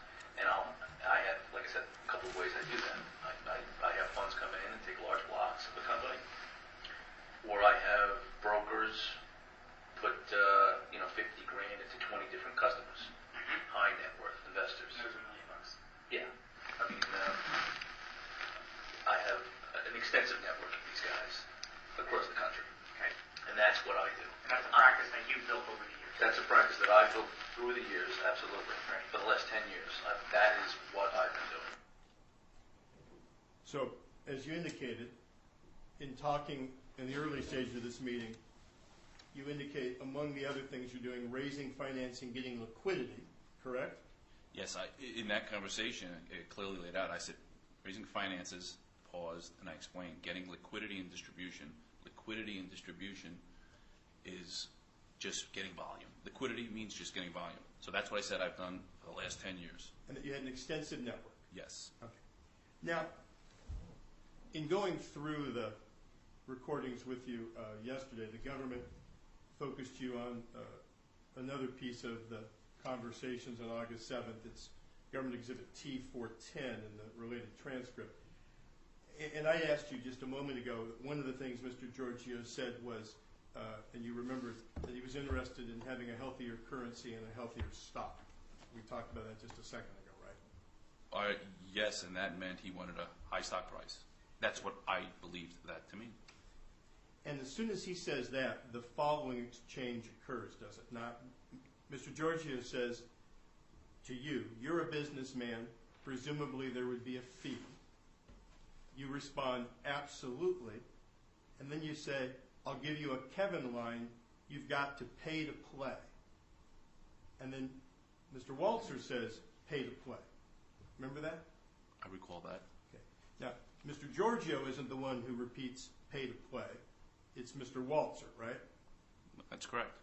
And what Mr. Georgiou says next, as soon as you say, and Mr. Walzer repeats pay to play, so my best way, the same way I'm doing all this for the company without getting paid, right? That's his response, is it not, sir? Can you repeat that response? Yeah, let me give it to you. As soon as Mr. Walzer says pay to play, Mr. Georgiou, so my best, the same way I'm doing all this for the company without getting paid, right? That's what he says. I don't recall what he specifically said. I mean, Didn't fit with pay to play that you said, did it? That particular statement, I don't recall that specific statement. You tell him on the recording, yeah, when he says that. And then Mr. Georgiou says, I do that because it's in my best interests to do that. And you say, right. And that's when he says about a healthier currency and a healthier stock. Wasn't that the way the conversation went when you raised pay to play? This needs to be viewed in the context of the entire discussion. I'm not following the question. I'm not clear as to the question. Could you ask me the question? Well, let's move through this conversation. The government asked you and showed you the next recording, which is Exhibit 411, with the accompanying transcript. Can I see a copy of the transcript? Well, actually, may I approach, Your Honor? Yes. For just to see if this refreshes you. It's Exhibit 410T. see what I just read. Can I just read what goes up to that? You want to tighten, you want to open up the market flow, tighten up the flow, reduce some margin. I sold 2 million, blah, blah, blah. No, if it's coming from me, he's discussing, okay, that he's going to sell me his stock. I need 2 functions, 1 open market buying. Yeah, we're discussing what he wants me to do, the 2 phases. It's just for the open market, meaning, stock he doesn't control, right? So you're a business person. Presumably there would be a fee for that. Yeah, but we're discussing the fee for my buying that we've discussed in this long, lengthy meeting. Right, and then this you is say, you say absolutely. Absolutely, there's a fee for that. You go on to say, I'll give you a Kevin line. You got to pay to play. You got to pay a kickback to get your stock in. No, you don't say that. I'm sorry, that was what that meant. You got to pay to play. That's what you say. Yes. Mr. Walter repeats, pay to play, right? He does. And Mr. Georgiou says, not responding to pay to play. So my best, the same way I'm going all this for the company without getting paid. Objection. What's Characterization of Mr. Pisano's interpretation of what Mr. Georgiou was responding to or not responding to. I'll give you my. I'm assuming he's reading from the transcript. There's some additional color commentary being provided to the question. I'll repeat Leave the it out question. then, right? Absolutely, right. As soon as pay to play, the next thing is what I read. Without interpreting it, simply the words, Mr. Georgiou, so my best, the same way I'm doing all this for the company without getting paid, right? Those are the next words. Those are the next words. And then your next word is yeah. You see that, sir? I see that.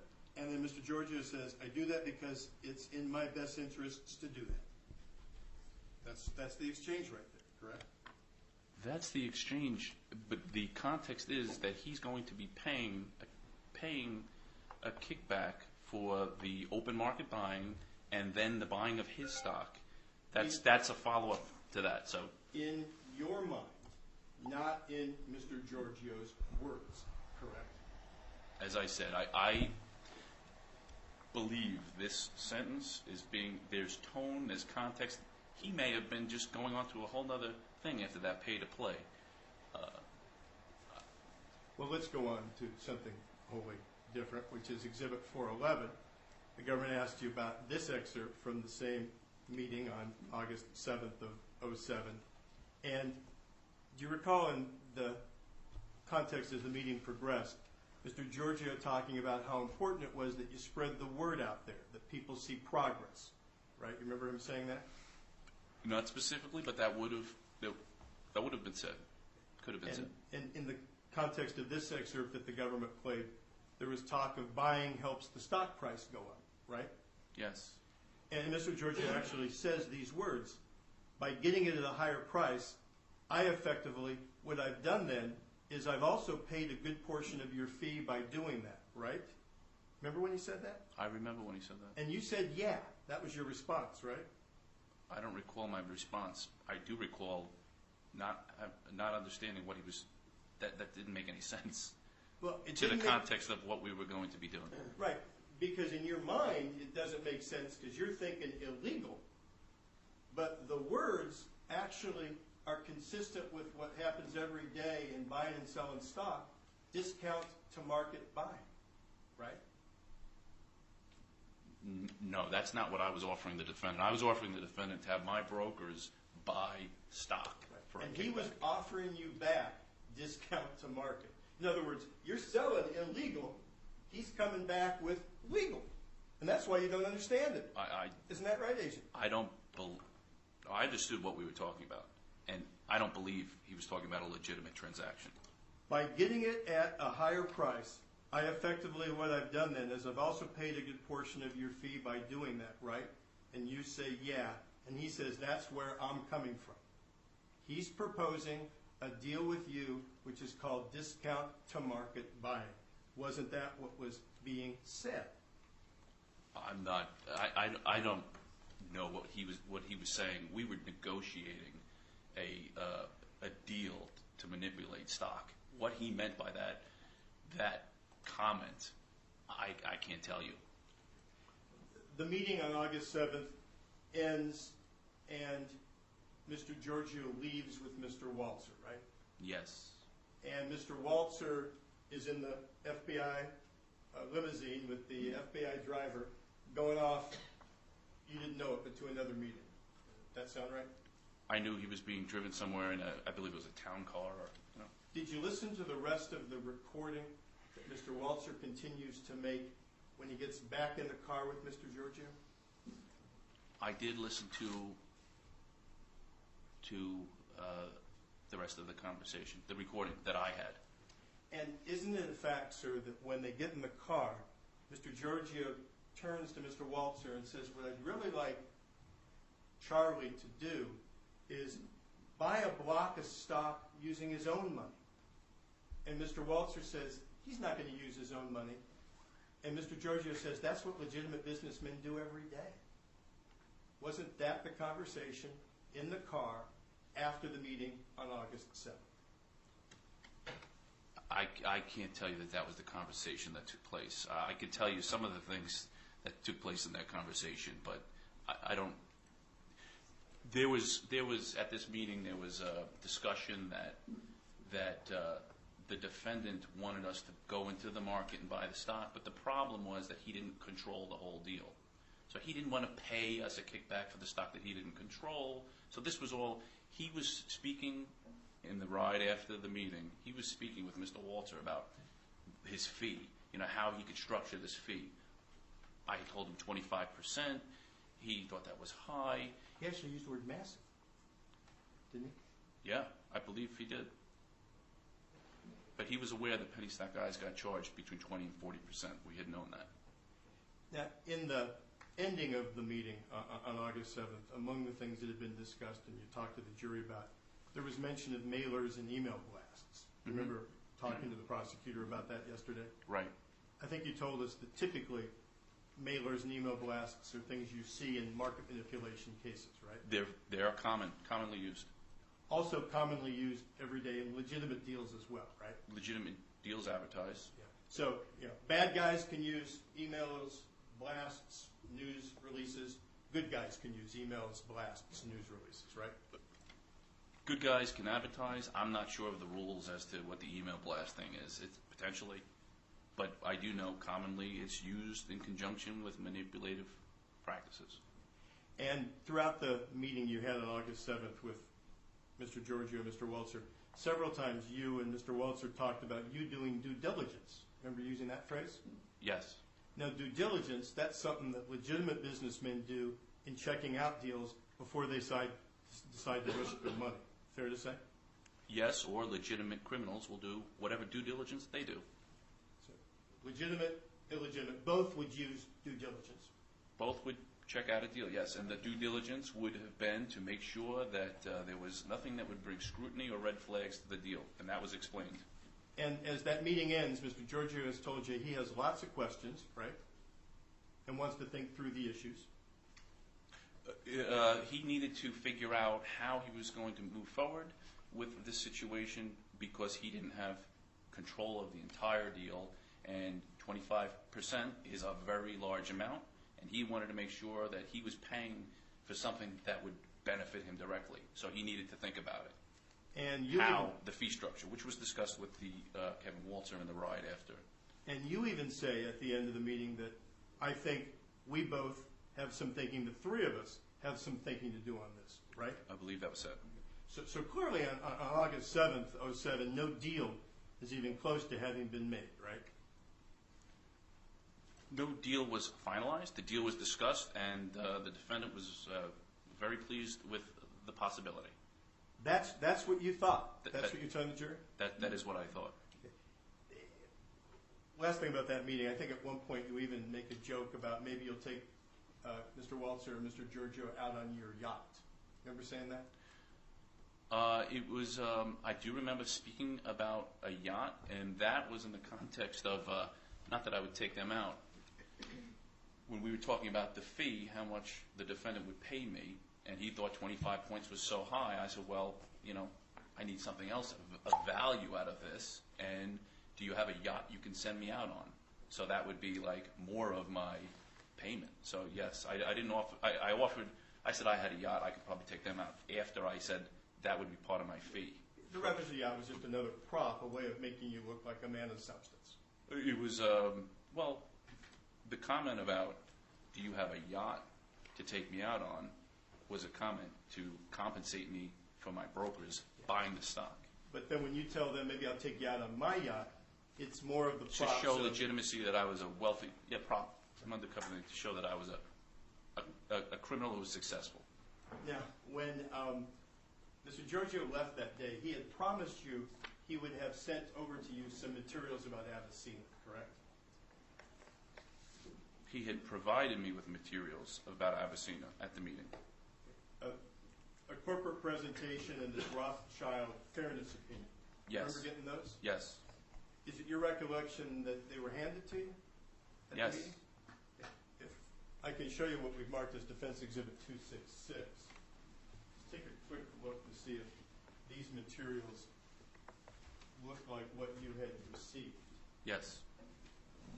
And the cover to that, the reason that I ask is there's an email, Mm-hmm. if I can come back up here, that indicates to Charles Reed at hushmail.com, right? Yes. And it's from Legal Pro at Techie, correct? Yes. And the date is August 8, 2007. Yes. That's the day after the meeting. Yes. So as you think about it, actually the materials got sent to you, or another set, after the meeting, right? Correct. He gave me this set, and then he emailed the set. So I had the copy. He gave me the copy at the meeting. He also gave me a copy of the DTC sheets. You know, we move Defense 266 in evidence? No objection. All right.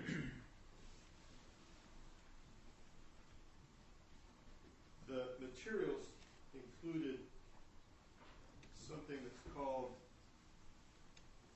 Avicenna Rothschild Preliminary Evaluation Analysis, correct, sir? Yes. And this piece of the materials, it was a lot of pages, right? Yes, it was. And it analyzed the stock value of Avicenna in different scenarios. Remember seeing that as you look through these materials? Presumably, I did not analyze this. I basically took it and kept it aside. It was of no relevance to me. But the document indicated Avicenna stock had value, right? I believe it did. That was the purpose of that report. The other aspect of what you were given was, again, something Avicenna, and it was investor presentation dated June of 2007. Right, sir? Yes. And among the aspects of the document that you were given included investment highlights that talked about phase 3 drugs, Parkinson's and Huntington's disease, patents. Correct, sir? That's what was included in there. Again, I did not analyze this information. Even touted the therapeutic applications of these drugs to help people and fight diseases, right? That's what this presentation says. And even talked about having a valuable patent portfolio spanning 13 issued and 34 pending patents relating to these drugs. Correct, sir? That's what this document says. Gave you a whole bunch of information about Avicenna, right? Right. That's because Georgiou had been telling you at the meeting that Avicenna was a real company that had real prospects and real value, correct? He did say it was a real company. Now, that was important for Mr. Georgiou apparently to say, but as you heard it, not important for you to hear, right? Objection as to what was important. Sustained. It wasn't important for you to hear. That's what you told us. From the context of it wasn't important because it doesn't matter if this is a Warren Buffett company or a piece of garbage. You cannot pay a kickback to sell stock. Right, that was what was in your mind. That was what was in my mind. Now, you've told us that your mind was Mr. Georgiou liked what you talked to him about and was interested. That's what you told us. Yes. You have a contact with Mr. Georgiou next by email. Isn't that true after the meeting? There were emails back and forth. Specifically, you send Mr. Georgiou an email on August 22nd, 07, and that's the next contact you have with him after the August 7, 07 meeting, correct? I'm not exactly sure if there was anything in between. It's possible. You, looking to get prepared for your testimony, have gone through all the documents and the recordings, right, sir? I've reviewed documents and recordings. Move into evidence. Can I see that? I will. It's marked as a government exhibit, 73. I would move it into evidence, Your Honor. I'll put it on the OMA.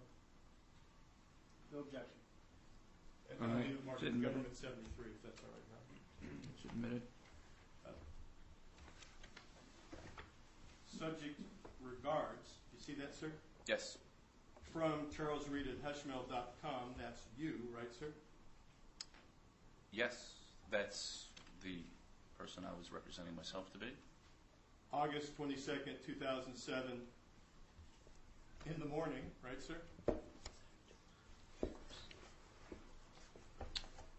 That's what this document indicates. I'm not sure of how it's time-stamped with respect to Hushmail. And what this email that you send says is, Kevin advised that you were waiting for me to contact you. Sorry for the misunderstanding, but I was under the impression that my fee structure was not in line with your plans and thought the ball was in your court. That's what it says, right, sir? Yes. So actually, you left the meeting in August with an understanding that what you proposed wasn't in line with what Mr. Georgiou was thinking, and that's what you say in this email that you send on August 22nd, 2007, right? Yes, he thought 25 points was massive because he didn't control the whole deal. Yes.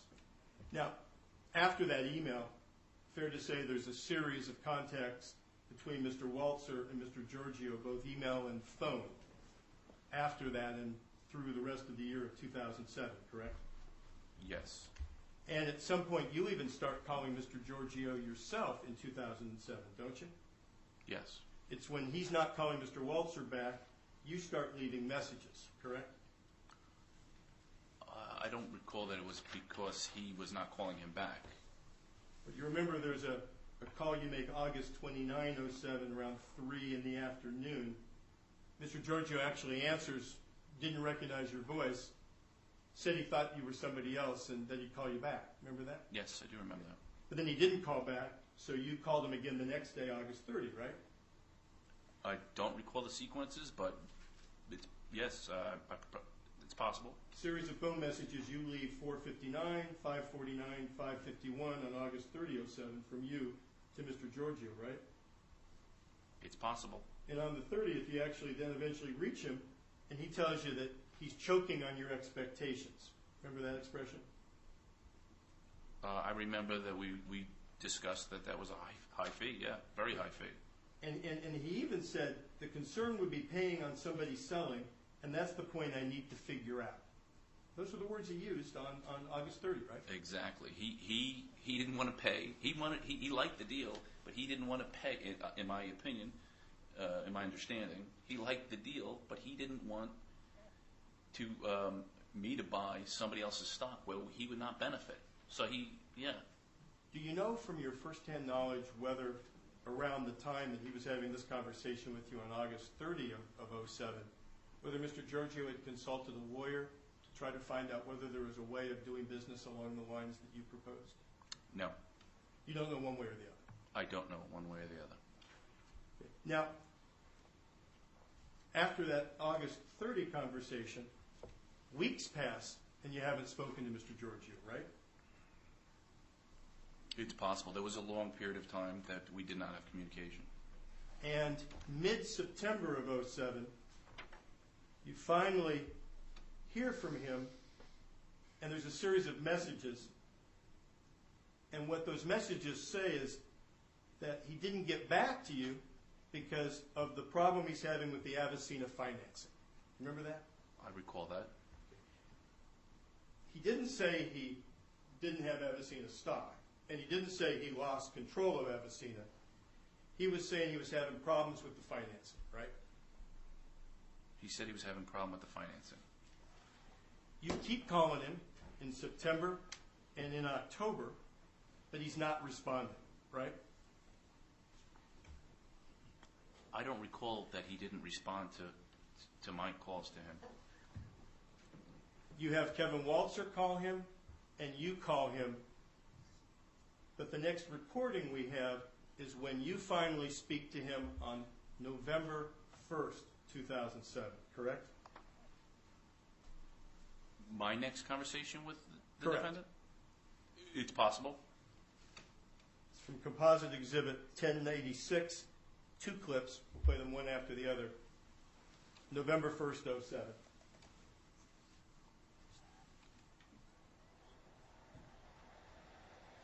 George, this is Charlie. Charlie, how are you? I'm doing very well. How are you? I'm good, thank you. Charlie, is that part of the highway where it's notorious for dropping calls? If the call drops, just call me right back, or I'll call you right back. Yeah, that's good. That's good. Well, you're in the car right now, so am I. So this might be an awkward conversation, but I want to at least touch base so we can kind of figure something out. Right. So, the deal that we have discussed is, for all intents and purposes, starting over. Something obviously went wrong. There's a bunch of people that own some stock on margin got blown out, and nothing has fundamentally changed the company. So what I'm doing right now is I'm lining up what needs to be approximately a 2 million share block to buy out the remaining margin call from one group at $1 a share. Yep. So you remember that piece of the conversation, right? Yes. That'd be a 30-second clip.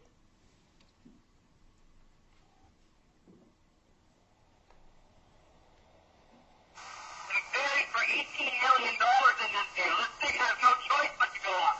Good, exactly. And exactly. I mean, bottom line is, if it went down, hey, that's the risk you take when you buy a stock that low. But it's not going to happen because of what you're doing and the funding and the financing and this $18 million. What I want to do is, if we're gonna start doing something, what I want to do is I want to show the guys that I've already pressed on this deal, the guys that are going to put some substantial amounts of this away.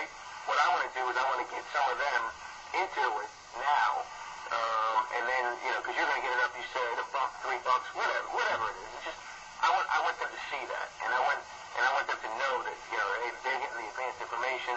They can tell their customer that, hey, this is going to happen. I know it's going to go up. It's a great deal. Buy it now.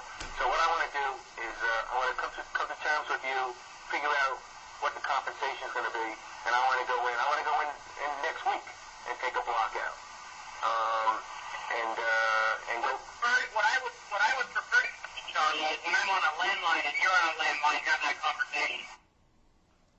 So he continues to talk to you, and you tell him basically, let's do it, and I want to get started now, right? And he tells you he'd rather talk to you on a landline, right? Yes, because the stock was gonna increase, go up in value, and yeah. And then he doesn't call you back on November 1st, right? Right. I don't recall, but probably. You It's don't talk possible. to Mr. Georgiou again anytime in November of 2007, correct? Again, it's possible. There was a long period of time that we did not communicate. You I didn't don't recall talk to him. specific dates. You didn't talk to him in December of 07 again, right? Again, it's possible. You're trying to get him. Kevin's trying to get him. Mr. Georgiou's not getting back to you because he's not interested. Isn't that what happened? Objection. Sustained as to why. He didn't get back to you, correct, sir? In either November or December of 07. That's possible. Well, as the year ends, December 31st of 07, you have no deal with Georgiou, right? Correct. But Mr. Waltzer, he keeps trying, right? Kevin Waltzer was still in contact with the defendant. reaches out to him in January, reaches out to him in February, reaches out to him in March of 08, right, sir? It's possible. I'm not You've exactly. listened to some of the recordings. I haven't right? listened to all the recordings between the defendant and Kevin Walter. At some point, you hear Mr. Walter tells you Mr. Walter, is going to meet with Mr. Georgiou in April of 08 at the O'Hare Airport, right? Well, he doesn't tell me. The FBI team told me. You become aware of the meeting, right? I did become aware of that meeting. And you actually have listened to a recording of that meeting, have you not? I have listened to that recording. And you're not physically present at the O'Hare meeting in April of 08, right? Right. What you know is either what the agents are telling you or what Mr. Walter has told you about what occurred, or eventually what you hear on the recording, right? It would have been from the agents or from my review of the recording, which I only reviewed, much later. Your next contact is actually June of 08. You call Mr. Georgiou, don't you, to say you should get together. Do you remember that? Don't recall the specific dates, but yes, it's possible. And when Mr. Georgiou doesn't get back to you, you actually send him an email on June 27 of 08, don't you? It's possible. Because you're trying to keep the deal going with him, right? We're trying to insert ourselves into some ongoing manipulations. And up to June of 08, you haven't been able to do that, right? No, we've been exchanging emails and had conversations between Kevin Walter and the defendant. So the investigation was progressing. It was progressing. Well, let's take a look at a couple of those emails. Mark for ID, Defense Exhibits 257 and 258. Do you recognize having sent those emails in June and July of 08? This is the email account that I used, so I would have sent these. Move into Evidence Exhibits 257 and 258, Your Honor. Can I review them, or They may be admitted. Thank you, Your Honor.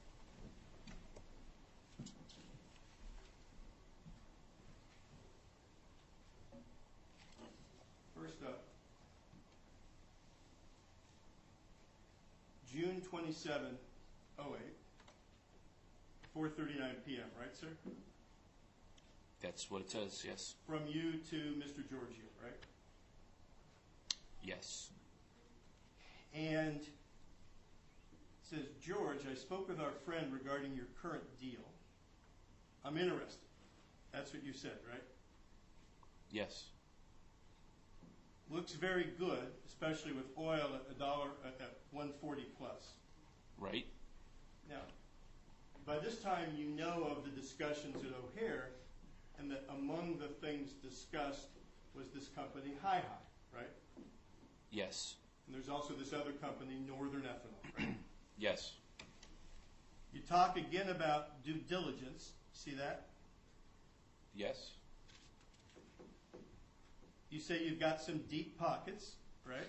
Yes. So due diligence. I wanted to see the DTCs and the Novos to see where the stock was located, and then deep pockets. Yes, I had the brokers that would put the stock into customers' accounts. And you say you're going to be in Philadelphia and propose sitting down together, right? Yes. Now, Mr. Georgiou, he doesn't respond to this email, does he? I don't recall him not responding to the email. There were emails, conversations. Kevin Walter was having conversations with the defendant. I wasn't privy to every conversation or email that was going on. All I knew is that the investigation was progressing, and I was being updated by the investigative team. So what Walter was telling the investigative team, they were telling you? The investigative team was keeping me apprised as to what was going on. And my question on this exhibit, which is Defense 257, your June 27, 08 email, you've not seen a document, an email, pin, or listened to a recording that responds to this specific email, have you? Because one doesn't exist. Can you repeat that question? Yeah, you haven't seen a document that responds to this. Meaning the ETCs or Nobos or news or anything? Email, anything. Georgiou doesn't respond to this, does he? Does he respond to this email? Possibly not. I'm not really sure what was the response to this email. So not having heard from him, Defense Exhibit 258 in evidence, July 14, once again, let me know if you want to move forward. And you see, you've even forwarded the message that didn't get responded to from weeks before, right? I see that. So as of July 14, 2008, fair to say, no deal. Fair to say we had not struck a deal. And it's in the context of these emails that eventually, and you talked about this with the prosecutor yesterday, you get some emails from this Legal Pro email person, Oglin, and eventually this meeting gets set up in Philadelphia on August 13, 2008, correct? Objection. There's no evidence that this email came from any individual named Oglin. It came from an email account. Actually, I'll back up if you want. You're sustained, struck from the record. I'll back up. You got an email from Legal Pro at Tempe, right? Yes, that sounds familiar, that email address. And on August 13, in the recordings, there comes a time when you actually discuss who is Legal Pro Techie with Mr. Georgiou, right? Right. And he tells you Oglin, and he tells you Oglin is a lawyer from the islands who they sometimes use. Remember that conversation? I believe he said he was an offshore attorney that he used. And it was the emails from that Legal Pro Techie that helped set up the meeting on August 13, right? Right. So at the meeting, this one we don't have videotape of, correct? We just have the recording. Of the August 13, 2008. Yes, just the recording. Now, you knew you were recording the meeting, right? Yes. Mr. Waltzer was present, right? Yes. He knew that the meeting was being recorded, right? Yes. And as far as you know, on August 13, Mr. Georgiou did not know he was being recorded, correct? Correct. And in fact, up to August 13, 08, as far as you know, Mr. Georgiou did not know he was being recorded, correct? Correct. And you've told us, as you've gone through the recordings of the August 13 meeting, about things that were said and what you thought or what you believed, correct? Correct. And again, as to what Mr. Georgiou was saying or why he was saying the things he said, can't look into Mr. Georgiou's mind, right? Correct. Now, did you notice that Mr. Georgiou's tone and demeanor at the August 13, 08 meeting was different than the way his tone and demeanor had been in 2007? Or do you recall? It was just a more progressed negotiation of the situation. Well, fair to say in August of 08 there was actually a lot of banter or joking that was going on during that meeting, right?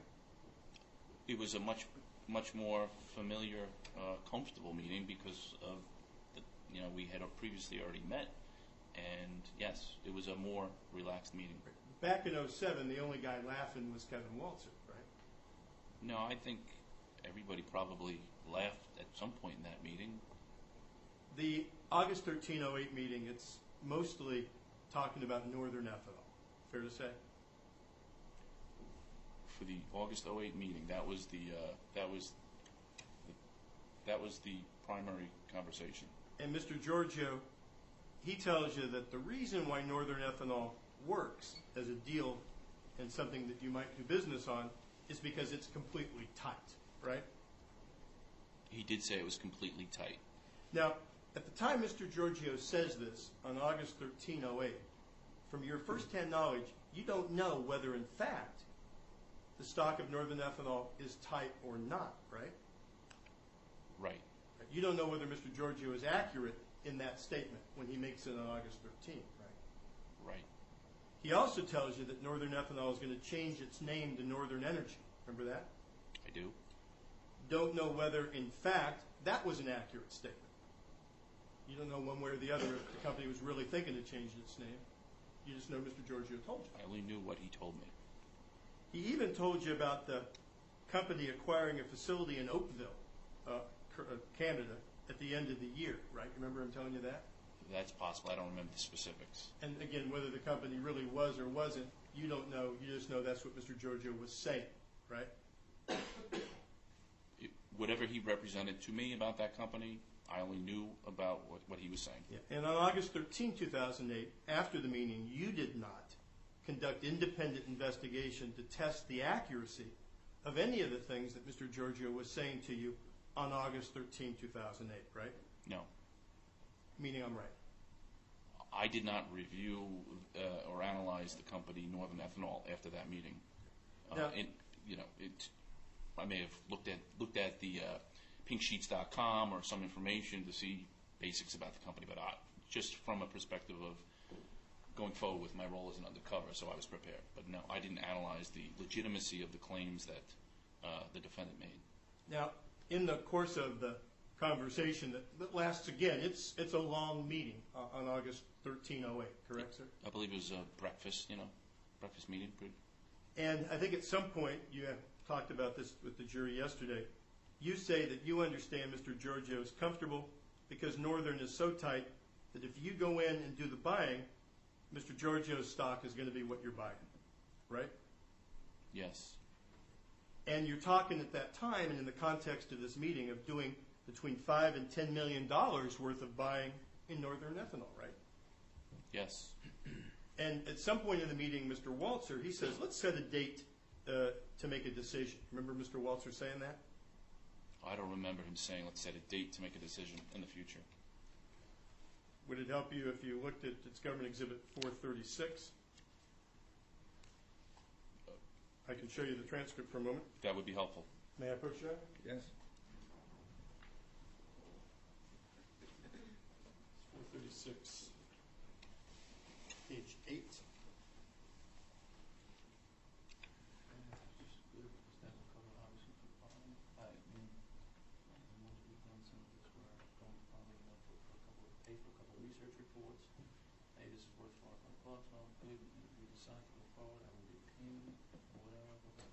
One question I have is, do we want to set a date or make a decision? So you see Mr. Waltzer said, Mr. Waltzer said that, yes. do you want to set a date? And Mr. Georgiou says, talking about you can take your time and digest. Mm-hmm. Yes. But then you keep talking, right? We do, yes.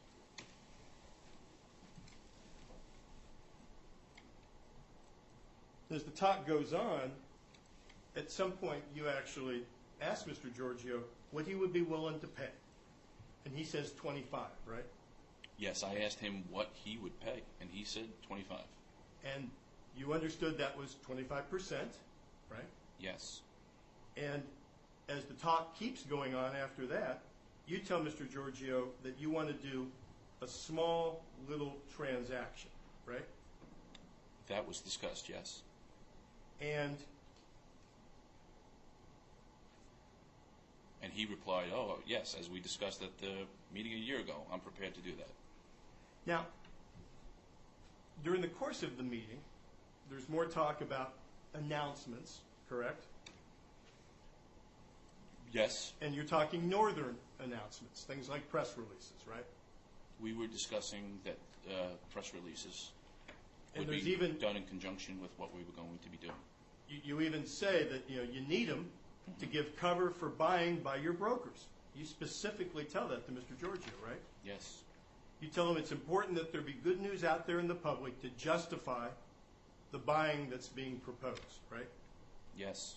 Now, the meeting ends on August 13, but there's no exact date set for when those public announcements are going to occur, right? Right. No date set for when the buy of this small amount of shares is going to happen, right? I don't believe a specific date was determined.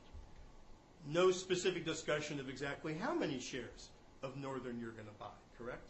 Correct. It was just a small transaction. and no specific discussion of what money you were going to expect Mr. Georgiou to pay that was the kickback that you had made clear on August 13 of 08, in your opinion, was occurring, right? No specific amount of money discussed.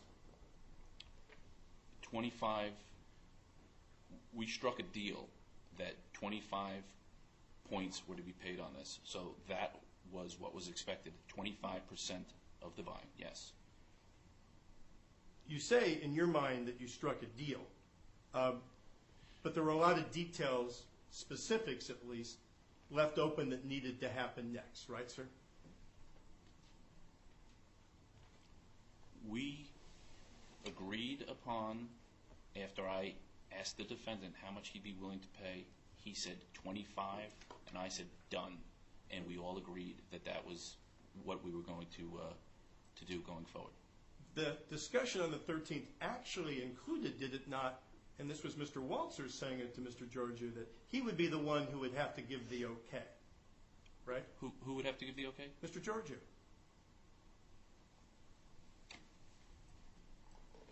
What's the question? I'm not clear. Well, first, do you remember that in your presence on the 13th, as you're discussing doing a small trade, and we're going to get going on this plan to buy all this northern ethanol stock and all these kickbacks and what you've said are bribes and stuff, that at some point Mr. Waltzer says to Mr. Georgiou, but you're going to have to give the okay. I don't recall that specific statement. It's And possible he could have said something like that. And in fact, you leave August 13, and things are going to have to happen before the FBI is going to buy that northern stock that it buys, right? Yes, that the defendant was going to have to give us a press release before we would do our purchase. To give the brokers cover for the buying that they would be doing. Now, at the end of this meeting on August 13, in its Government Exhibit 437, the last of the excerpts that the government played, do you remember where Mr. Waltzer says, George and I have been masters in the past at whatever? Do you remember that? Can you repeat the question, please? May I approach? Let me show you. Yes. Page 9 of the transcript that goes with the government exhibit, which is 437.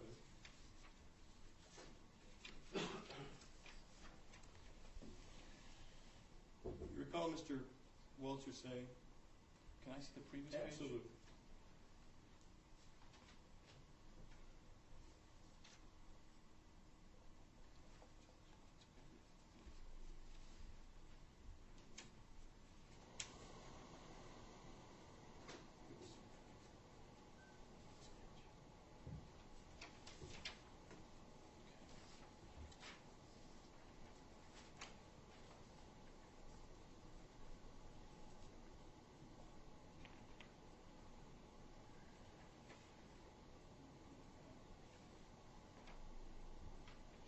Yes. Okay. I prior to that, the discussion was,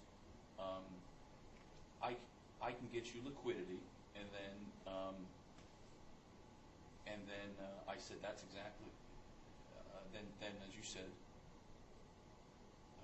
Kevin said George and I have been masters in the past, and that referred to George, the defendant, and Kevin Waltzer's manipulation in the past of Avicenna and Neutron and how they got liquidity by doing prearranged trades and wash trades. That's what I believe that to mean. Let me break it down.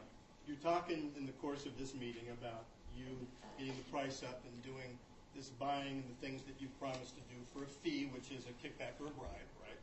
Right. And toward the end of the meeting, Mr. Waltzer says these words, George and I have been masters in the past at whatever. Mm-hmm. Right?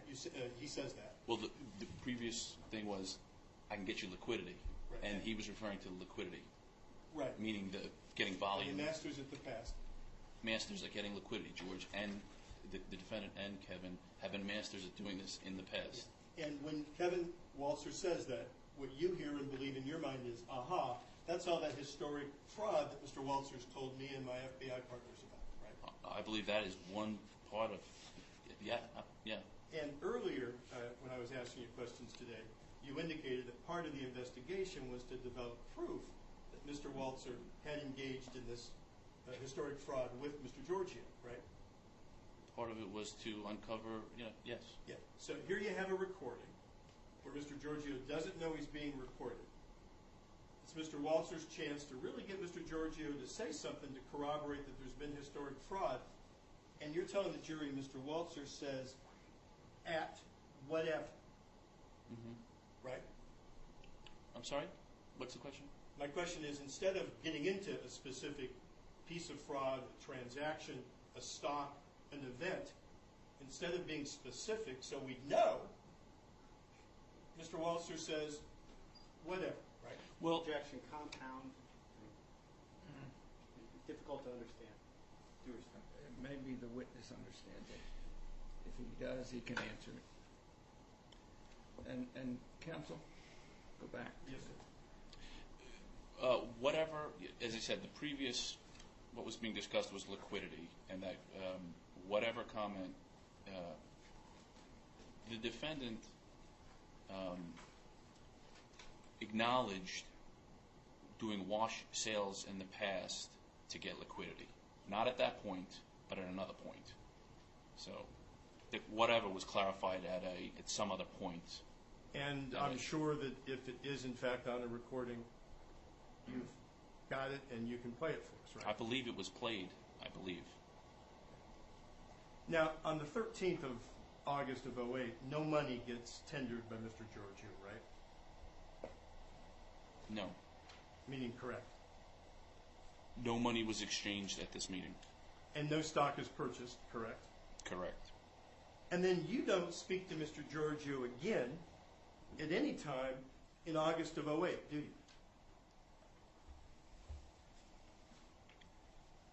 I don't specifically recall, but that is possible. You haven't listened in your preparation to any recording of any conversation that you had with Mr. Georgiou in August of 2008, have you? I don't recall listening to those conversations, any conversations. Because you didn't talk to him, right? That I would not have talked to him if I did, if there were no recordings. Okay. Now, you're aware Mr. Walzer continues to talk to Mr. Georgiou, right? Yes, they were communicating. And he also trades PIN messages with Mr. Georgiou, correct? Correct. And we even had a chance to look during your testimony at least a couple of the PIN messages from September the 2nd of 2008. You remember looking at those yesterday? Yes. Now, the PIN messages that exist include, do they not, on August 21st of 2008, Mr. Walzer sending Mr. Georgiou a PIN that says you, Charlie, asked Mr. Walzer to contact George to see whether the test phase could be executed. Do you remember instructing Mr. Walzer to contact Mr. Georgiou about that? Could you repeat that again, please? Yes. Do you remember on August 21st telling Mr. Walzer to send Mr. Georgiou a message asking, can we do the test rate? No, I did not instruct Mr. Walzer to do that. The investigating agents were dealing with Kevin Walzer at the time. Do you remember looking at a PIN that says that, or do you not recall? I don't recall that PIN, no. As I said. And despite the efforts to get Mr. Georgiou to respond, am I right that nothing gets firmed up in August of 2008, does it? We did not do a transaction in August of 2008. Walzer's still calling and still pinning Mr. Georgiou, but at least as of the end of August of 2008, Mr. Georgiou has given no direction to proceed with a test rate, correct? I'm not familiar with what the pins back and forth were between Mr. Walzer and the defendant. Do you have any email, pin, or recording you can show this jury in August of 2008 where Mr. Georgiou says, okay, do the test rate? I personally do not. The investigative team may. Now, you've told the ladies and gentlemen that the test trade finally does occur on September 3rd, 2008. It's Government Exhibit 81. Am I right, sir? I'm sorry? The test trade finally occurs, and the FBI buys stock on September 3rd, 2008. Yes. And that's Government Exhibit 81 that's in evidence. Yes. And 16,000 shares, right? Yes. Northern Ethanol, right? Yes. There's a price that's paid and a commission, 17,000 plus with the commission it's 18,000 and change. You see that, sir? I do. Now, was it you that gave the instruction to make the purchase, or was that handled by the other FBI agents? Objections to the extent it gets into how the undercover account operated. We stipulate the FBI made that purchase. I don't think there's any other relevance. Is that good enough for you? Let me ask my next question, then, Your Honor. All right. The purchase actually happens mid-morning on August 3rd, correct? It's September 3rd. I'm sorry, September 3rd of 08. Mid-morning, a little bit before 11 o'clock, right? I don't recall the exact time the transaction was conducted. It's not right when the market opens, right? It would not have been. Now, you told the jury that your understanding was that Mr. Georgiou had directed that this purchase occur. Was that your testimony? My testimony is that we agreed that we were going to raise $10 million in Northern Ethanol, and that I was going to get 25% of that, $2.5 million, and we agreed that we were going to do a test transaction, and that was how we left it. The conversations that took place after that were primarily between Kevin Waltzer at the direction of the FBI team and the defendant. You were shown, in explaining what happened, some pin messages that occurred the day before the trade, correct? Correct. Now, with regard to those messages, and it's Government Exhibit 80B, I think you told us that it was that series of messages on September the 2nd that you believed were the triggering event for the purchase that happens on September 3rd. Is that your testimony? That was, as had been discussed at the meeting, that we needed news to give cover to my brokers. We needed the news so that the brokers could rely upon the news. The defendant pinned the information that would be coming out on the news release so that we can then move forward with our transaction.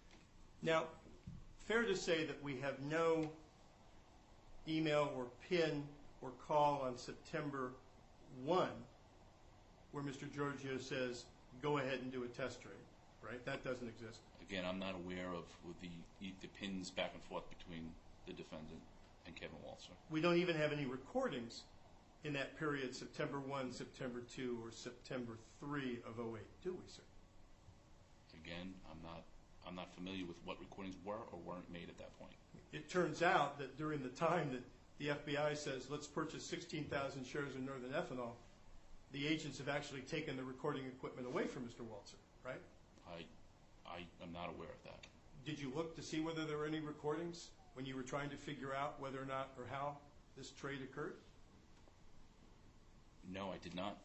So you can't tell us one way or the other if any recordings exist on September 1st, September 2nd, or September 3rd? I cannot one way or the other. As I said, I'm the undercover agent. The FBI investigative team was determining the logistics of how we were going to execute this transaction. For sure, you don't call up Mr. Georgiou and say, hey, it's Charlie, I'm doing the trade. That doesn't happen. That did not happen before that trade. And the PIN messages that we looked at yesterday, Exhibit 80B from the government, they don't actually say, go ahead and do a test trade, do they?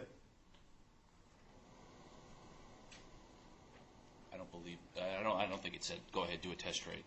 In fact, what we have on September 2nd is, in the morning, Mr. Waltzer on September 2nd, it's at 9:06 when we looked at that sequence of pins. He sends a pin that has the word problems with a question mark on it, and he asks if Mr. Georgiou is available to talk. Remember seeing that one yesterday? I recall that. Is it possible to see a copy of that exhibit? Let's see if we can put it on the